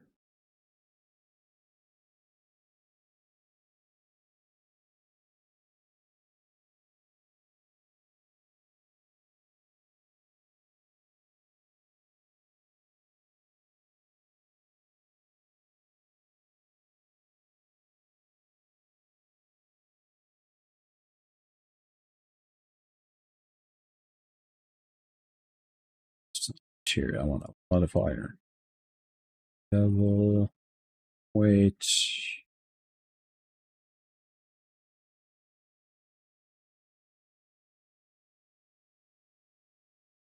That looks good enough.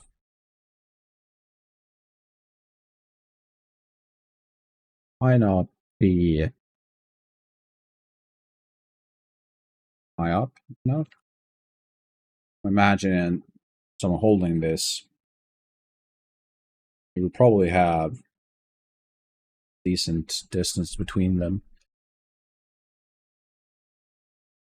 Likely thicker.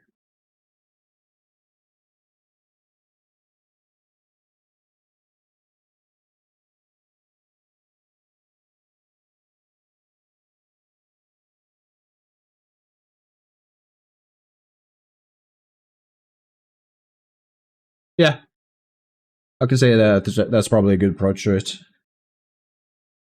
The thing I always experience with any project is that, sure, you can always be correct in your assumptions, and usually you are, but then it's always going to be that one case where everything you thought you knew just flips upside down. A bit of exaggeration, but you always assume, well, I can do this, and that's just going to be correct because that's worked in my previous project. And well, yeah, of course, yeah, overlapping, that's a big thing. And I assume you're not going to use. Are you going to use dynamic lights? Is that the plan, like Lumen, or do you want to go for the more traditional baked version? That could be more beneficial, I guess, at least in terms of optimization.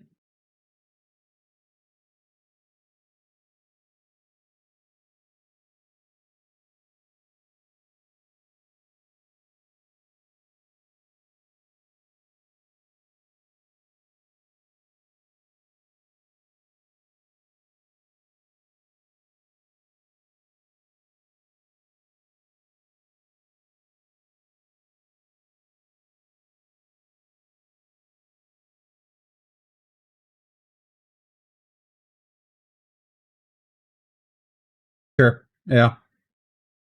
There's upsides to both approaches. Lumen, of course, it's new. It's probably going to be optimized with every update they do.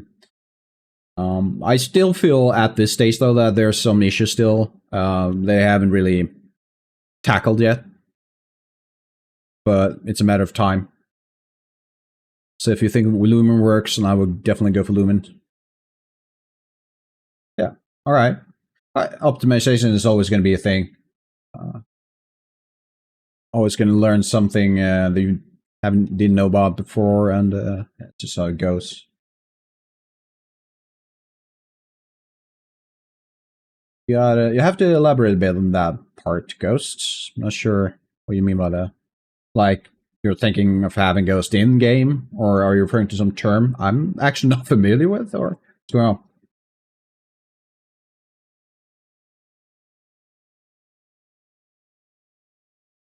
Oh, I was like, what the hell is he talking about? Oh, of course, yes, ghosts, of course. As an old fisherman or something like that. That's what we used to have here in Gothenburg, old port town. It would be scary though if an old man just suddenly appears behind me. I will probably end up screaming and running away. Not gonna lie. Let's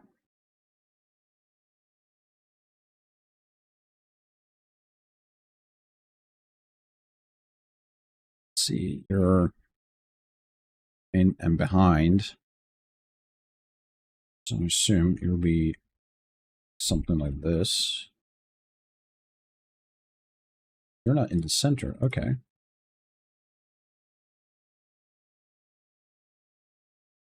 Direction X. There we go.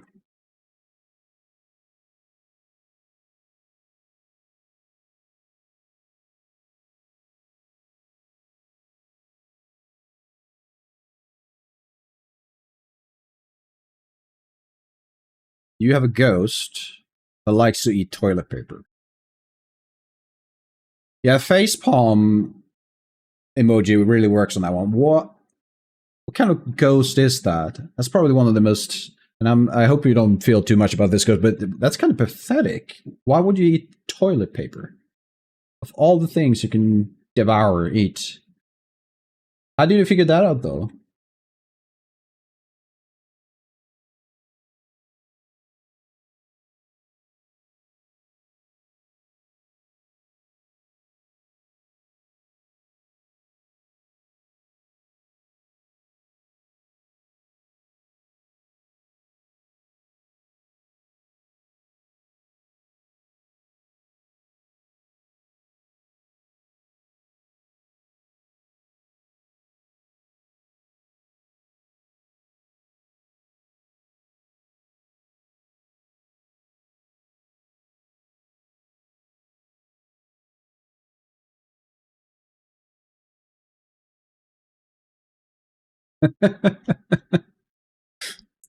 Yeah, of course. Yeah, that makes sense. Yeah, that definitely a ghost. There's definitely no other explanation to why half your toilet paper would be missing in the middle of the night.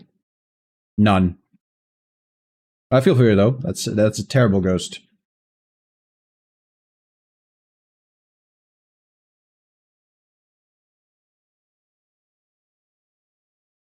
Sure. I can see. I see your logic. Absolutely. I'm just saying there might be another explanation to this. I'm just putting that out there. Not saying you're a liar or anything like that. It's just you might want to explore other options like yourself.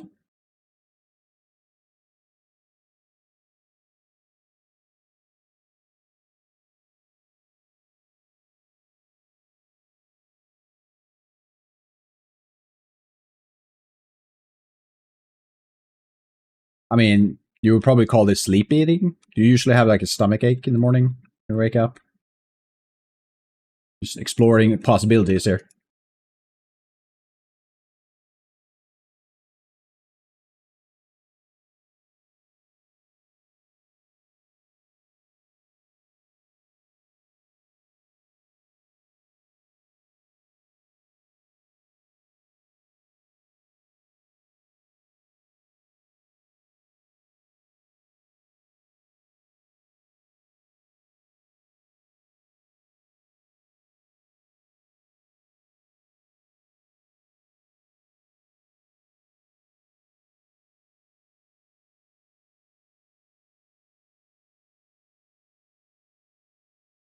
All right. Okay.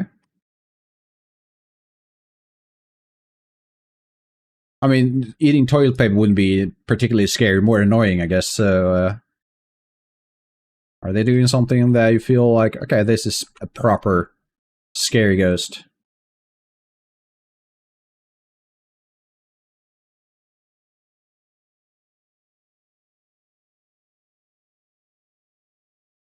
X, need to exclude X in this moment.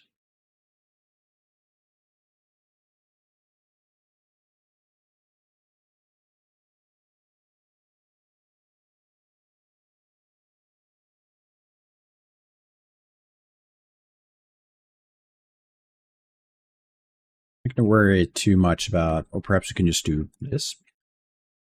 Actually, we could just do that. Where I didn't do this for another one. Where is it? It was this one. Because I did turn that into mesh. So we don't have to worry about that. And to fix the top part. It's struggling a bit.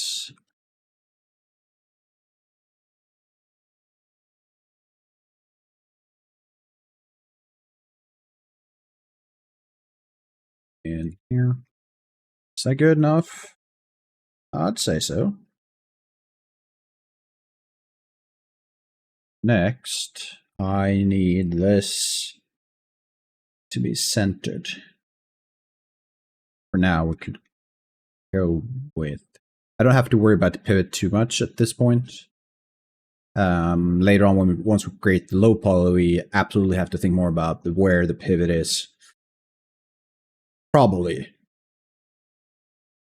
So the scenario is like this. The handle will either be moving while the character hand moves around with it. So at that stage, we need to have the pivot in a position where the animation makes sense.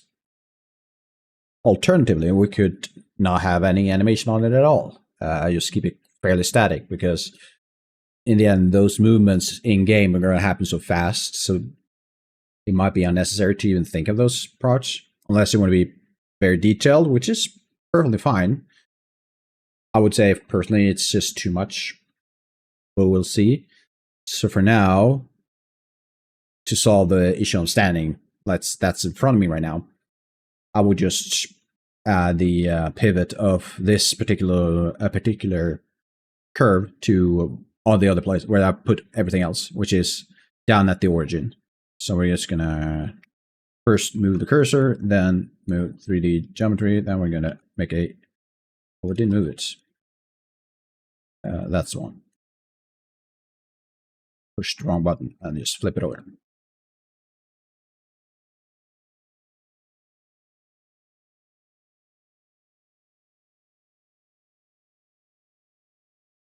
And my initial thoughts is this is not as much over this part as I thought it was. This handle, when it flips over, would be quite close. That's kind of scary thoughts. Having my hands this close to something really warm.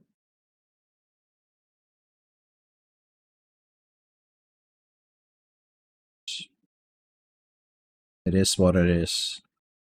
Just gonna eyeball this centerpiece. I could also do this part. So I do need that detail.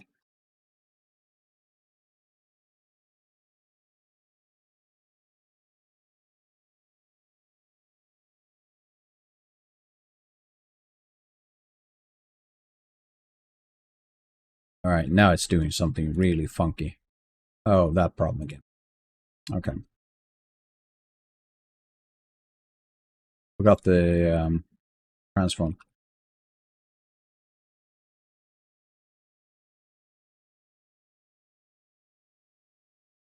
Let's go.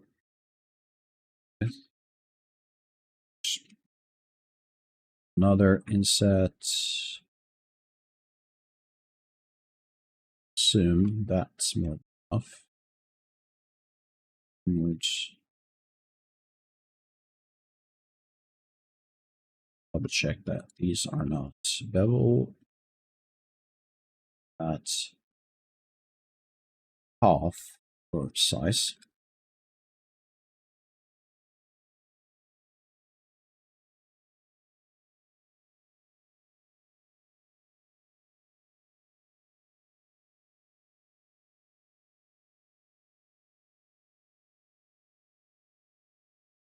It's close enough.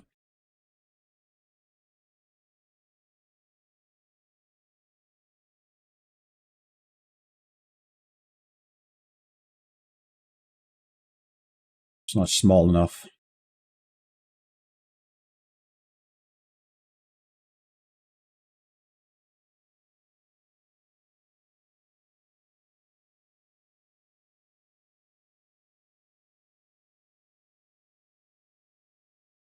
So, Trailer, you're just gonna leave me on, leave me hanging. I need to know what other things does this ghost do. So if it's only toilet paper, that is a scary at the same time, very pathetic ghost. That's better. To tighten up this bevel a bit.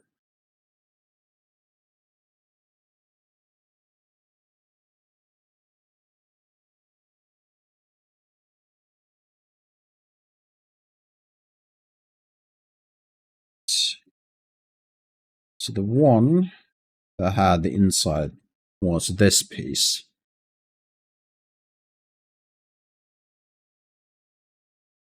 So we're going to create a few base meshes so we can work from them just to have as a scale. So we're going to start with, I guess we can hide these parts. All right, what's going on? It's a true story. You're and the mom. You went to rock, okay.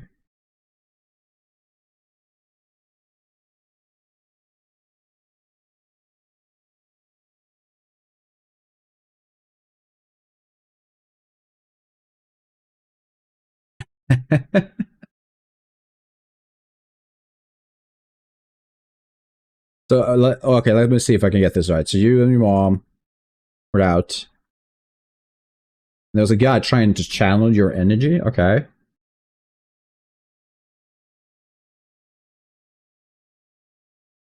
and it backfired because your channel, your energy is unstable.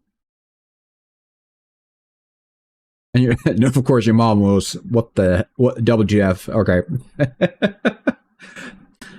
That's a fun story, actually. That's fun. What the coincidence is amazing. And of course, a true story, absolutely. I mean, the channeling thing, everything like that, absolutely.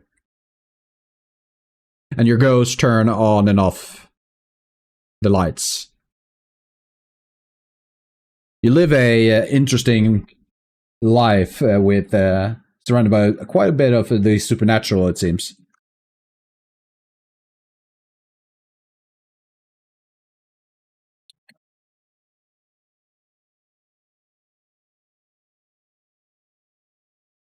Seems to be wrong button. So this one is almost as big as this part.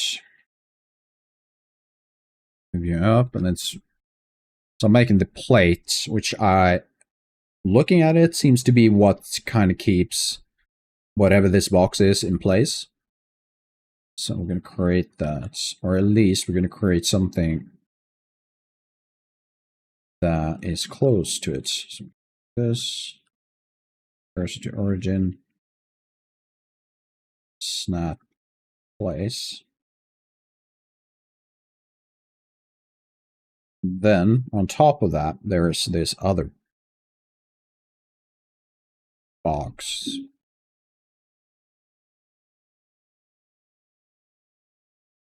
Okay. Inline style box, or the locking plate. Not sure how it works. Is it slightly overlapping this blip, or is it just shoved in place? I assume there's some kind of lip that holds it in place. So it would be, and this could probably be some kind of air vent. So you would have 1, 2, 3 levels with an overhang. Okay.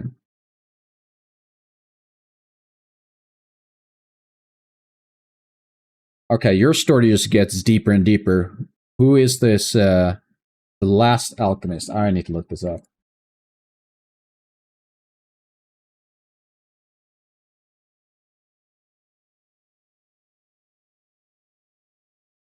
Okay, so the first thing that pops up is the game, of course.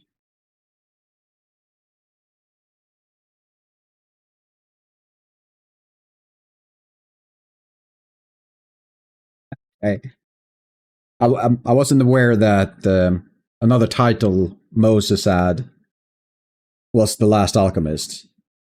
I wasn't aware of that.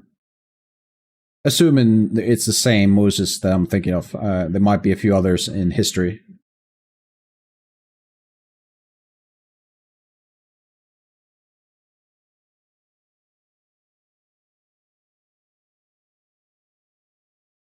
Okay.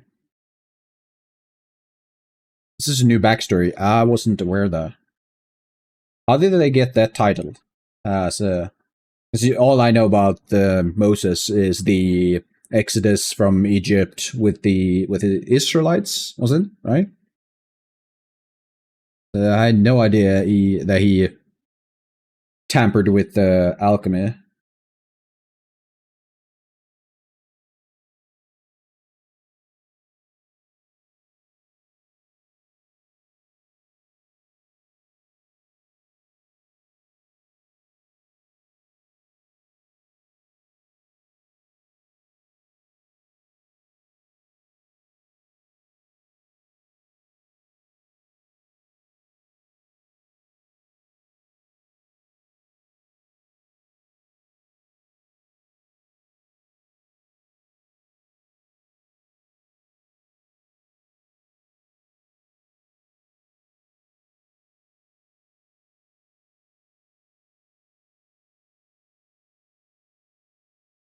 Seems to be a bit taller than this.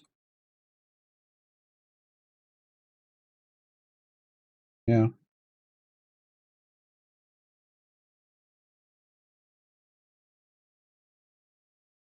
Seems to be smaller, doesn't it? Just taking a step back or leaning back a bit to see if I can Might be that my lantern is actually a bit wider than the reference image.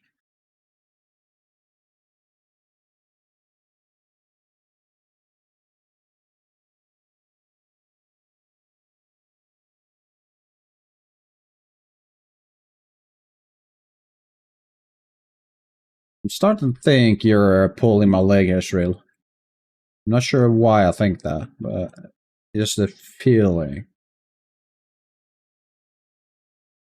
Now, I'm going to assume you're telling me the truth.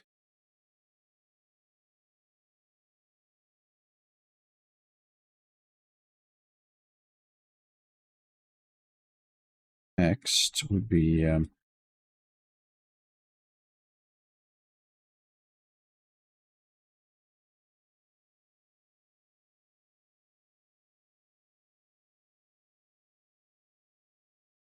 is it going all the way through, or is it a slot on the other side? It's a good question. I think the easiest way would just go all the way through.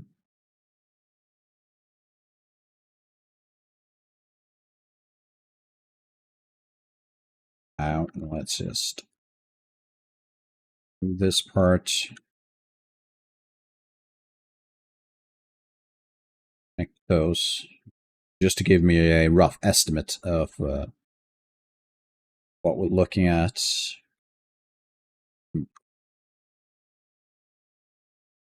Oh yeah, so it needs to be, can't do that. I need to raise this part up to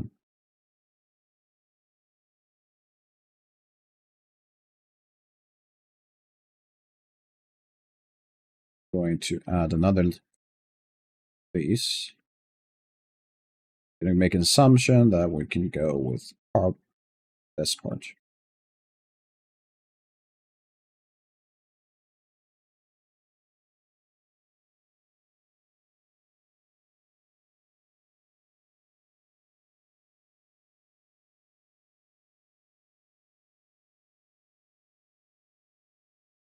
Okay, I'm starting to connect some pieces here.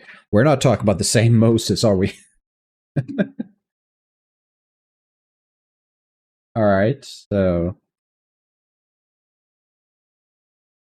now we get okay.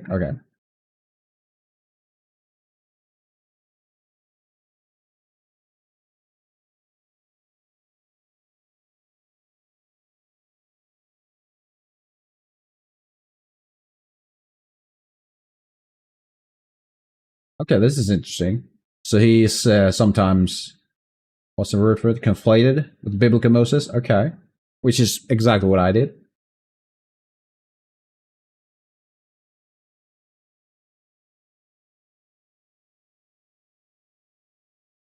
That's interesting.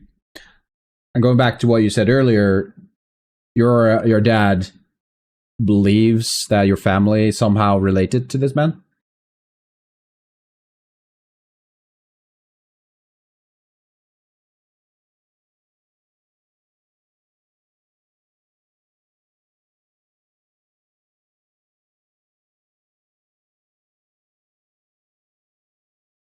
Okay.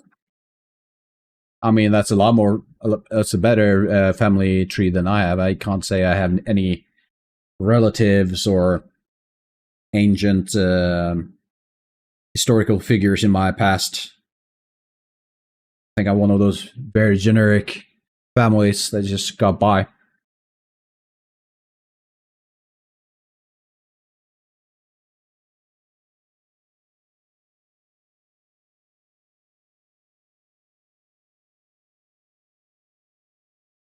Does that look correct? More or less. Could be moved a bit towards.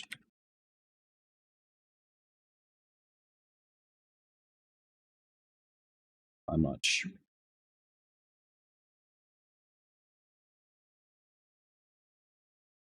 On those lines.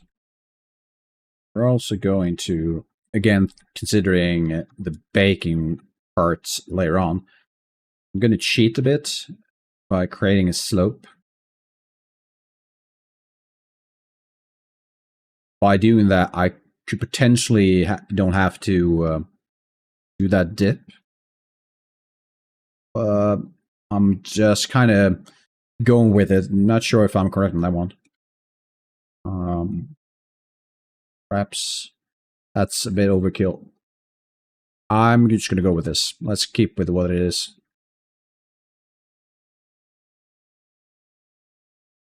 This,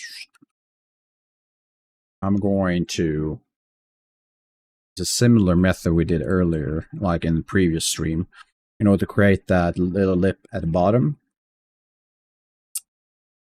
We're going to first add a edge at roughly the tip, the top of that lip. Let's go with this, and then we're going to add one at the center of that, those planes, the faces. We're going to scale in X and Y, so we're going to exclude the Z. And go roughly, let's go with this, I think. A bit more.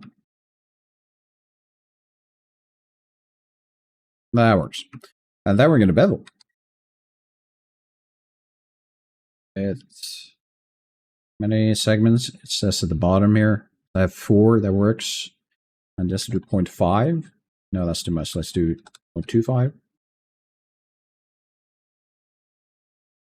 That should give us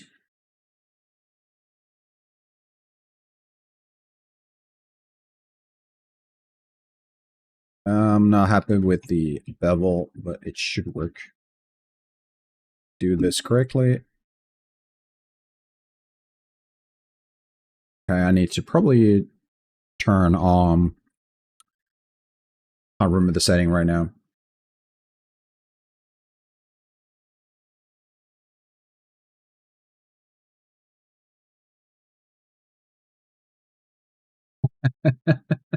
Well, I'm not saying they're correct, but they had their priorities at least.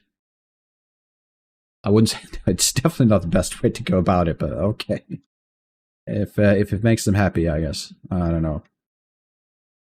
So let's see. Where are you? There's a setting. I'm looking at the bottom again. Clamp overlap, which is turned off.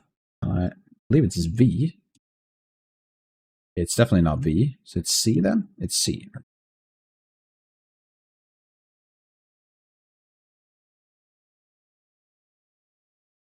That's better. No, no, it's not. It's definitely not the best way to go about it. No.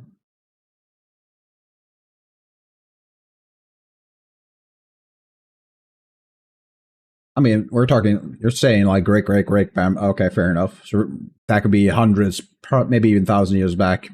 So, sure. Not much else to do, I guess, other than work and find some way to entertain yourself.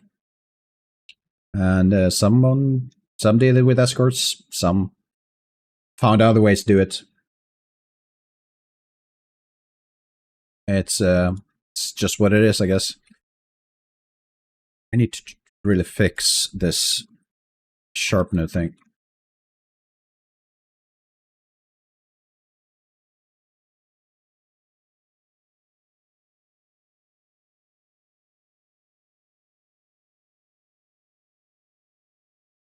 Select smart that this. Sure, I have all of these sides selected. Now we're going to do bevel.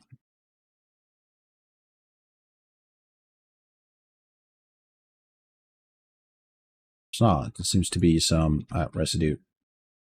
Scaling.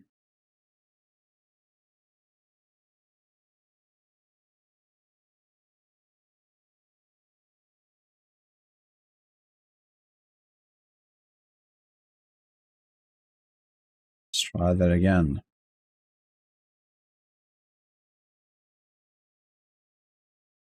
Sure, we have enough for interesting look. I think we can live with this.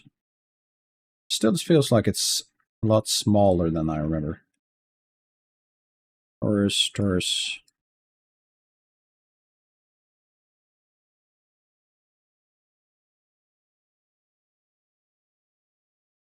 that the old one?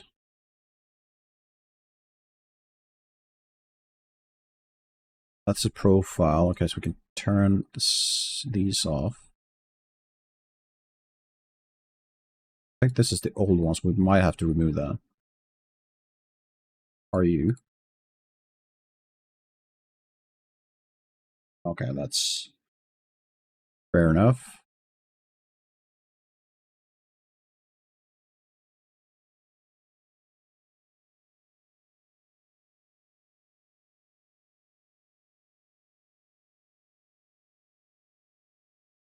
We should add all these in different collections. That will help quite a bit.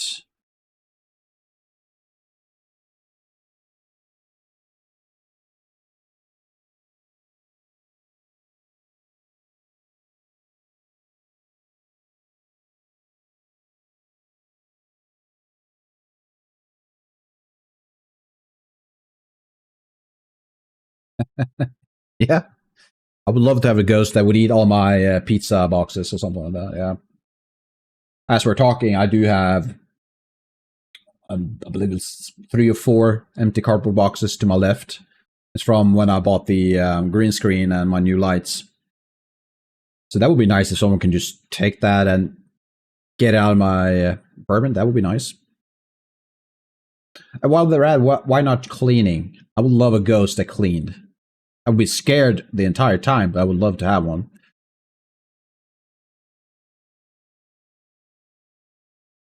Let's, before we end for the day, it's closing in to the end of the stream, so I'm just going to end this by naming everything, make sure once we get back it's properly sorted.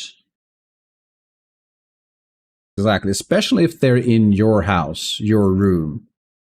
They are trespassers. They are using your space as their own, so they need to learn how to clean, do all those things. Ghosts, get a grip. You're going to stay in a house that's not yours anymore. Learn to clean. That's not much to ask.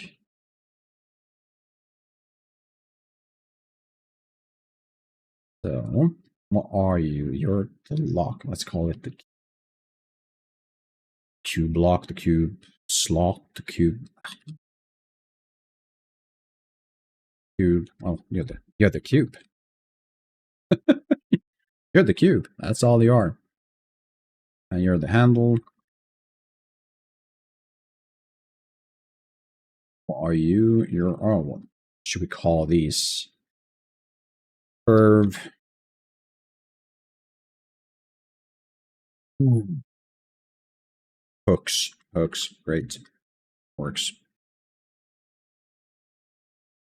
Curve. Handle. Got cubes. We have empty panels. Plane. Metal. Bands. Cap.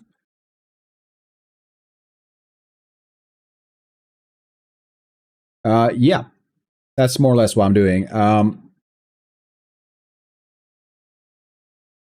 The main project I'm working on is still the horror game. Mentioned quite a few streams back.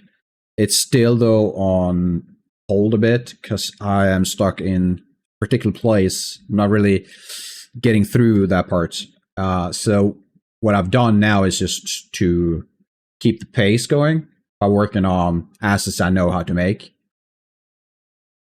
But I'm also working on another project with a few friends, and that has a deadline. So I'm going to focus on that for the upcoming, hard to tell, 4 to 5, maybe 6 months. And hopefully they will allow me to show, it is a game, so hopefully they will allow me to show the process on stream. I'm not sure how secretive they want to be with this project yet, so we'll see. But we're all in a really early stage of the project, so it's still a few details before we can go into anything fun or interesting. We hopefully we can, by the end of this weekend, so tomorrow, or by the next weekend, spend some time looking at the main game documents. Perhaps even get as far as starting the project. So we're really early on. So I'm not even sure it's worth mentioning, but just to explain where I'm at as my part of this thing, where I'm going to be in the next, I don't know, 4 or 5 months. We'll see. But yeah, to answer you, to TLDR on your question, yes, I'm working on the assets for the game. Yeah.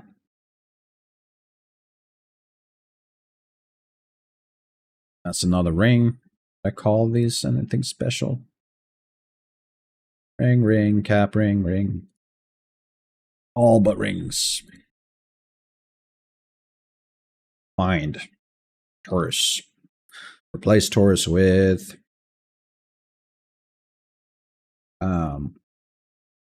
body rings. Body ring.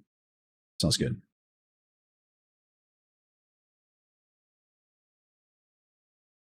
There we go. Perfect. Okay. What will be the next thing to do? I mean, I can hide my profiles. That's a good idea. Create a empty. No. An empty new collection and call them profiles.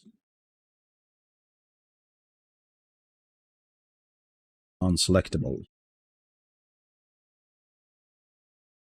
I mean, I don't know really. I mean, I assume there are a lot of people feeling, depending on the investment in your project, if you invest a lot of money, you probably want to be secretive purely because you don't want people to take your idea and make things out of it.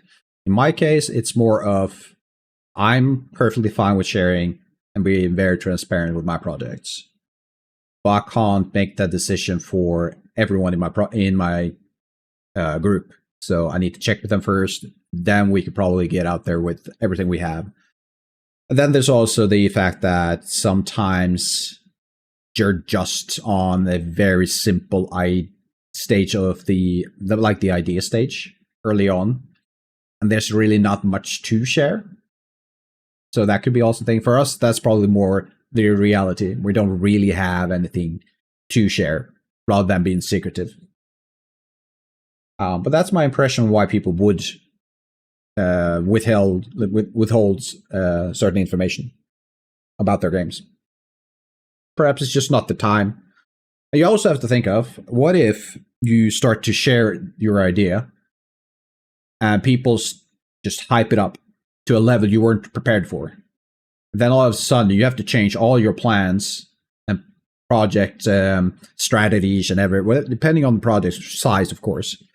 But what if that hype just makes your situation a lot worse because you need to adjust to that hype all of a sudden? If you don't, then you might gain negative feedback or negative publicity online. I mean, it could be a lot of things.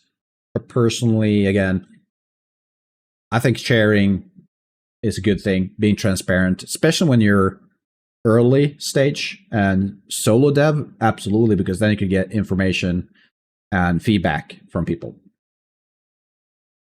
So that's my rambling on why I think people would probably hide or not be as transparent.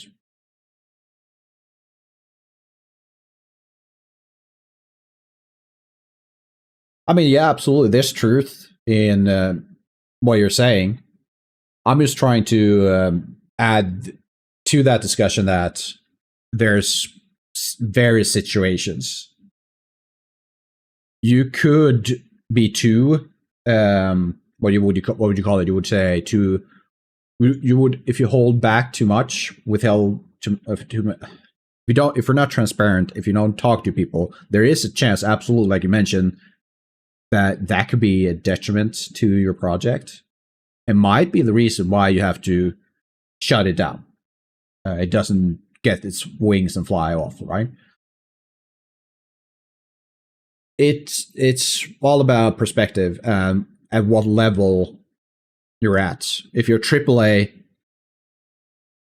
yes, I can see why they want to be secretive, because then you're all of a sudden in a very complicated situation when you have to think of investors, player base, marketing, everything like that. If you're a solo dev, just making game for fun and hopefully make some money out of it.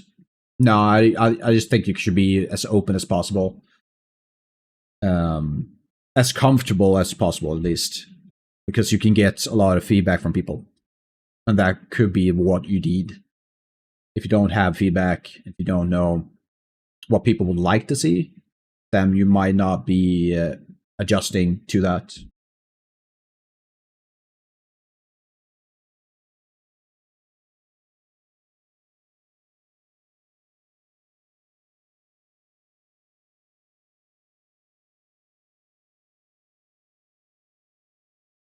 Sure. I mean, sure. They could, if they'd be more open about it, that might have been a solution. One thing that also adds to that is the world we're looking at today compared to, I mean, the gaming world. Going back 20 years, it's 10 years, going back 10 years, it's very different landscape. So just because you have an idea, just because you're sharing it and just puts it out there, doesn't mean it's just going to work for you. Because there are so many other games. And maybe the niche they were aiming for weren't interested. I'm thinking there's this idea of extraction shooters. I can do some parallels between this World of Tanks game and, well, the game from the makers of World of Tanks, which I assume that's what you're saying.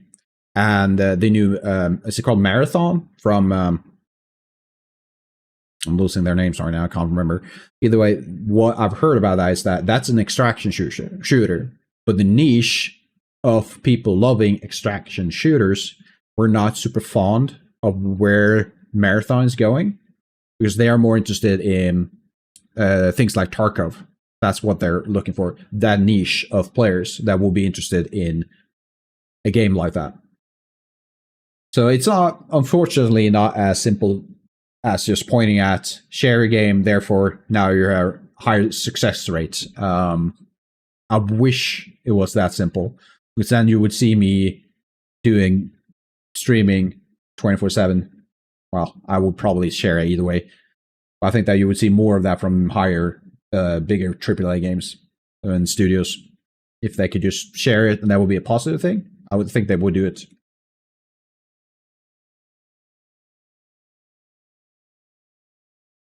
What do I know?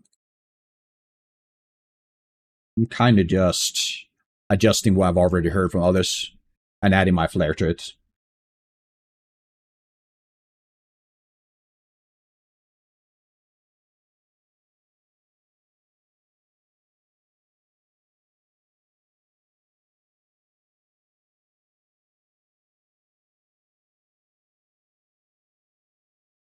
It's better to keep it secret, assuming unless you're part of a big company. That's what I'm getting. Is that correct, Royal? And if so, yes, I agree. If you're a smaller company, I think sharing with your community where you're at and what you're trying to make has a lot of benefits. There might be some drawbacks, but I would say in the long run, the benefits is greater than the drawbacks. Absolutely. And Blizzard is, that's like, when you get to that size, you're involved in a different type of game. It's not even part of the world. It's the politics within those types of large companies is, as far as I can tell, insane. It's another world. And I don't know. I personally can't understand that world. I hope it works for them. I mean, they are making millions and billions of dollars, so I assume it's working. But then you hear things like, I'm not sure if you heard the story of, what's her name? I'm missing the Subnautica 2 game. Have you heard of that?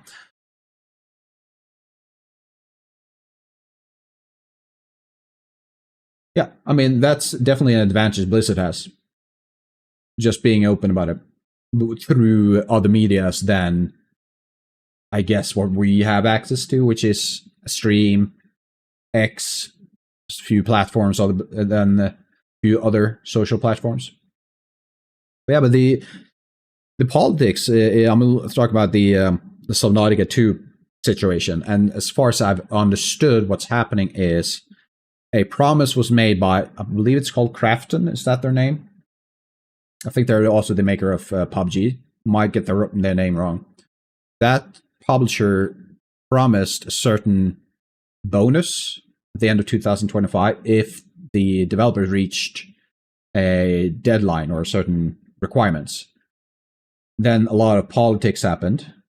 Both sides are now at each other's throats. I think they actually got into a legal fight. So there are some lawsuits going both ways, or maybe one way. I can't remember. But it's a big mess. I highly recommend looking into it. It's kind of interesting, but it's a bit mess. And one of the politics I personally don't want to be involved in. Oh yeah, I mean, so being secretive and releasing, I think that goes back to what I mentioned earlier, that you don't want to create the wrong type of hype. You want to try and control it when it happens. And one way to do that, although I'm not saying you can control hype, one way to control it is to be very selective with what you present to the world and when you present it. So Blizzard having their BlizzCon, or EA having their online thing, I do believe they still have that. I mean, every big company has one of those events where they can present their latest thing, right? And that's also for the investors. I'm sorry, because then they can see, oh wow, they're actually doing something, and they're getting good response from the public and from the gamers, from other gamers. I'm thinking the latest one will be, in my head at least, it would be Epic's showcase of CDPR's CD Projekt Red's Witcher 4 tech demo. Value skyrocketed. The internet was on fire that day, or that week. It's amazing.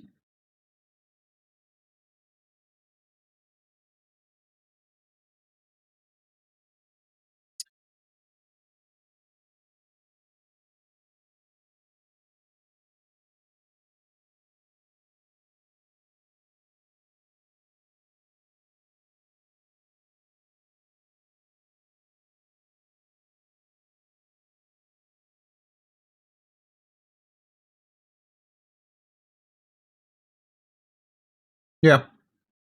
I mean, each studio has their situation, right? And their strategy. I guess what Blizzard tried to do was their classic, it's now BlizzCon, let's release the big hype thing, while I'm not sure what the name of the studio for Path of Exile is. But they have a different situation. They don't have a BlizzCon, so they could probably release in a different manner. Just, hey, we're done. Here, have it. Have at it. But going back to what you mentioned earlier on being secretive enough, I think that just being open in majority of the cases works out fine. You might withhold some information, of course, that you're not ready to share because it's just too abstract, or you haven't really thought of it enough yourself to understand what's actually what you're actually trying to communicate. But if you have something like, hey, I'm trying to make this, and this is what I have, what do you guys think? Then I think that's perfectly fine to do. And probably for the benefit if you're a small studio or solo dev.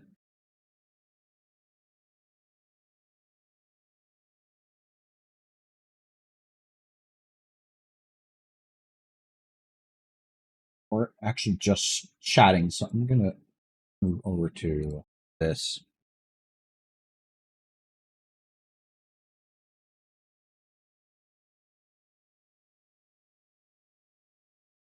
Oh yeah, I mean that's common sense. Make sure the things you're doing works, right? At least I hoped more studios would accept the idea of let's polish the game to an acceptable state before we release. And of course, skins is a big thing of in their monetization scheme. Or not scheme, monetization model. It doesn't have to be a scheme. It's fair, it's fair.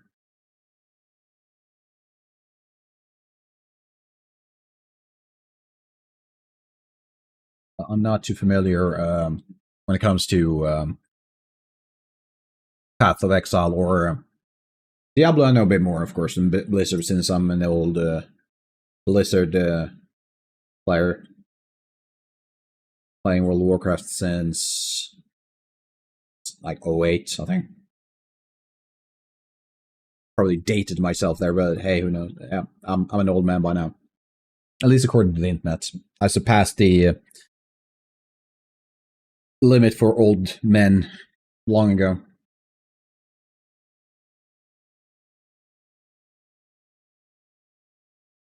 That reminds me, let's go to my notepads, see where we're at.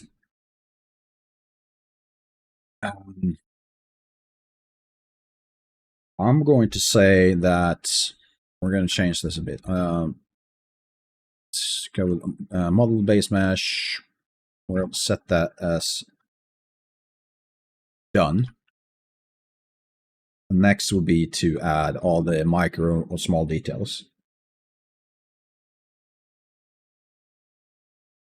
Let's call it minor. No, it's not. That's small details. Add small details. Let's go with Blender first. I do have a plan of moving this into ZBrush. I think I want to do that at least, because what we could do in ZBrush is add some dents to it, as if it's been, well, thrown around a bit. And I like that idea.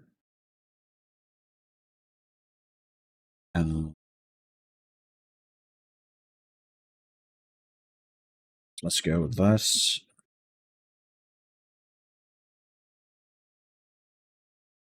Well, do I need to create the low poly before that? That makes no sense. All right. Export to ZBrush and add more details. And more to come.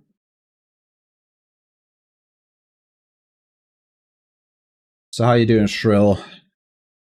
Is it late for you now? Because it's almost midnight for me. Actually, I think we had this conversation last time. And based on what we said last time, it's probably, what, 3 p.m. for you right now? Does that make sense? Is that correct?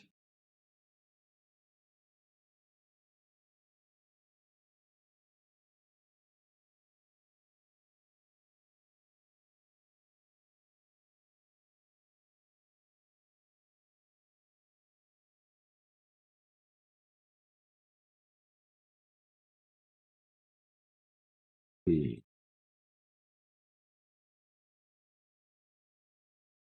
me try something I haven't tried. That's always scary. We're gonna try and raid someone. Apparently it's supposed to be an easy thing, but so how do we do that? Could click this button.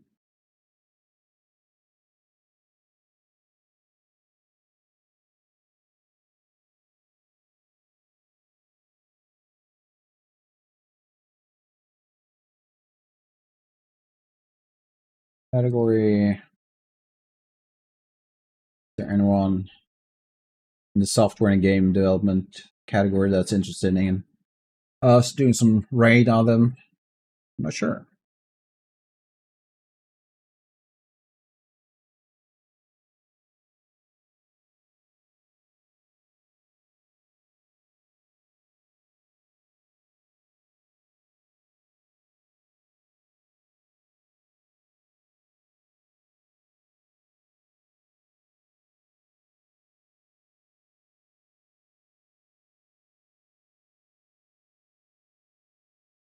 All right. I think this guy or individual is as good as it's going to get. So we're going to try this. And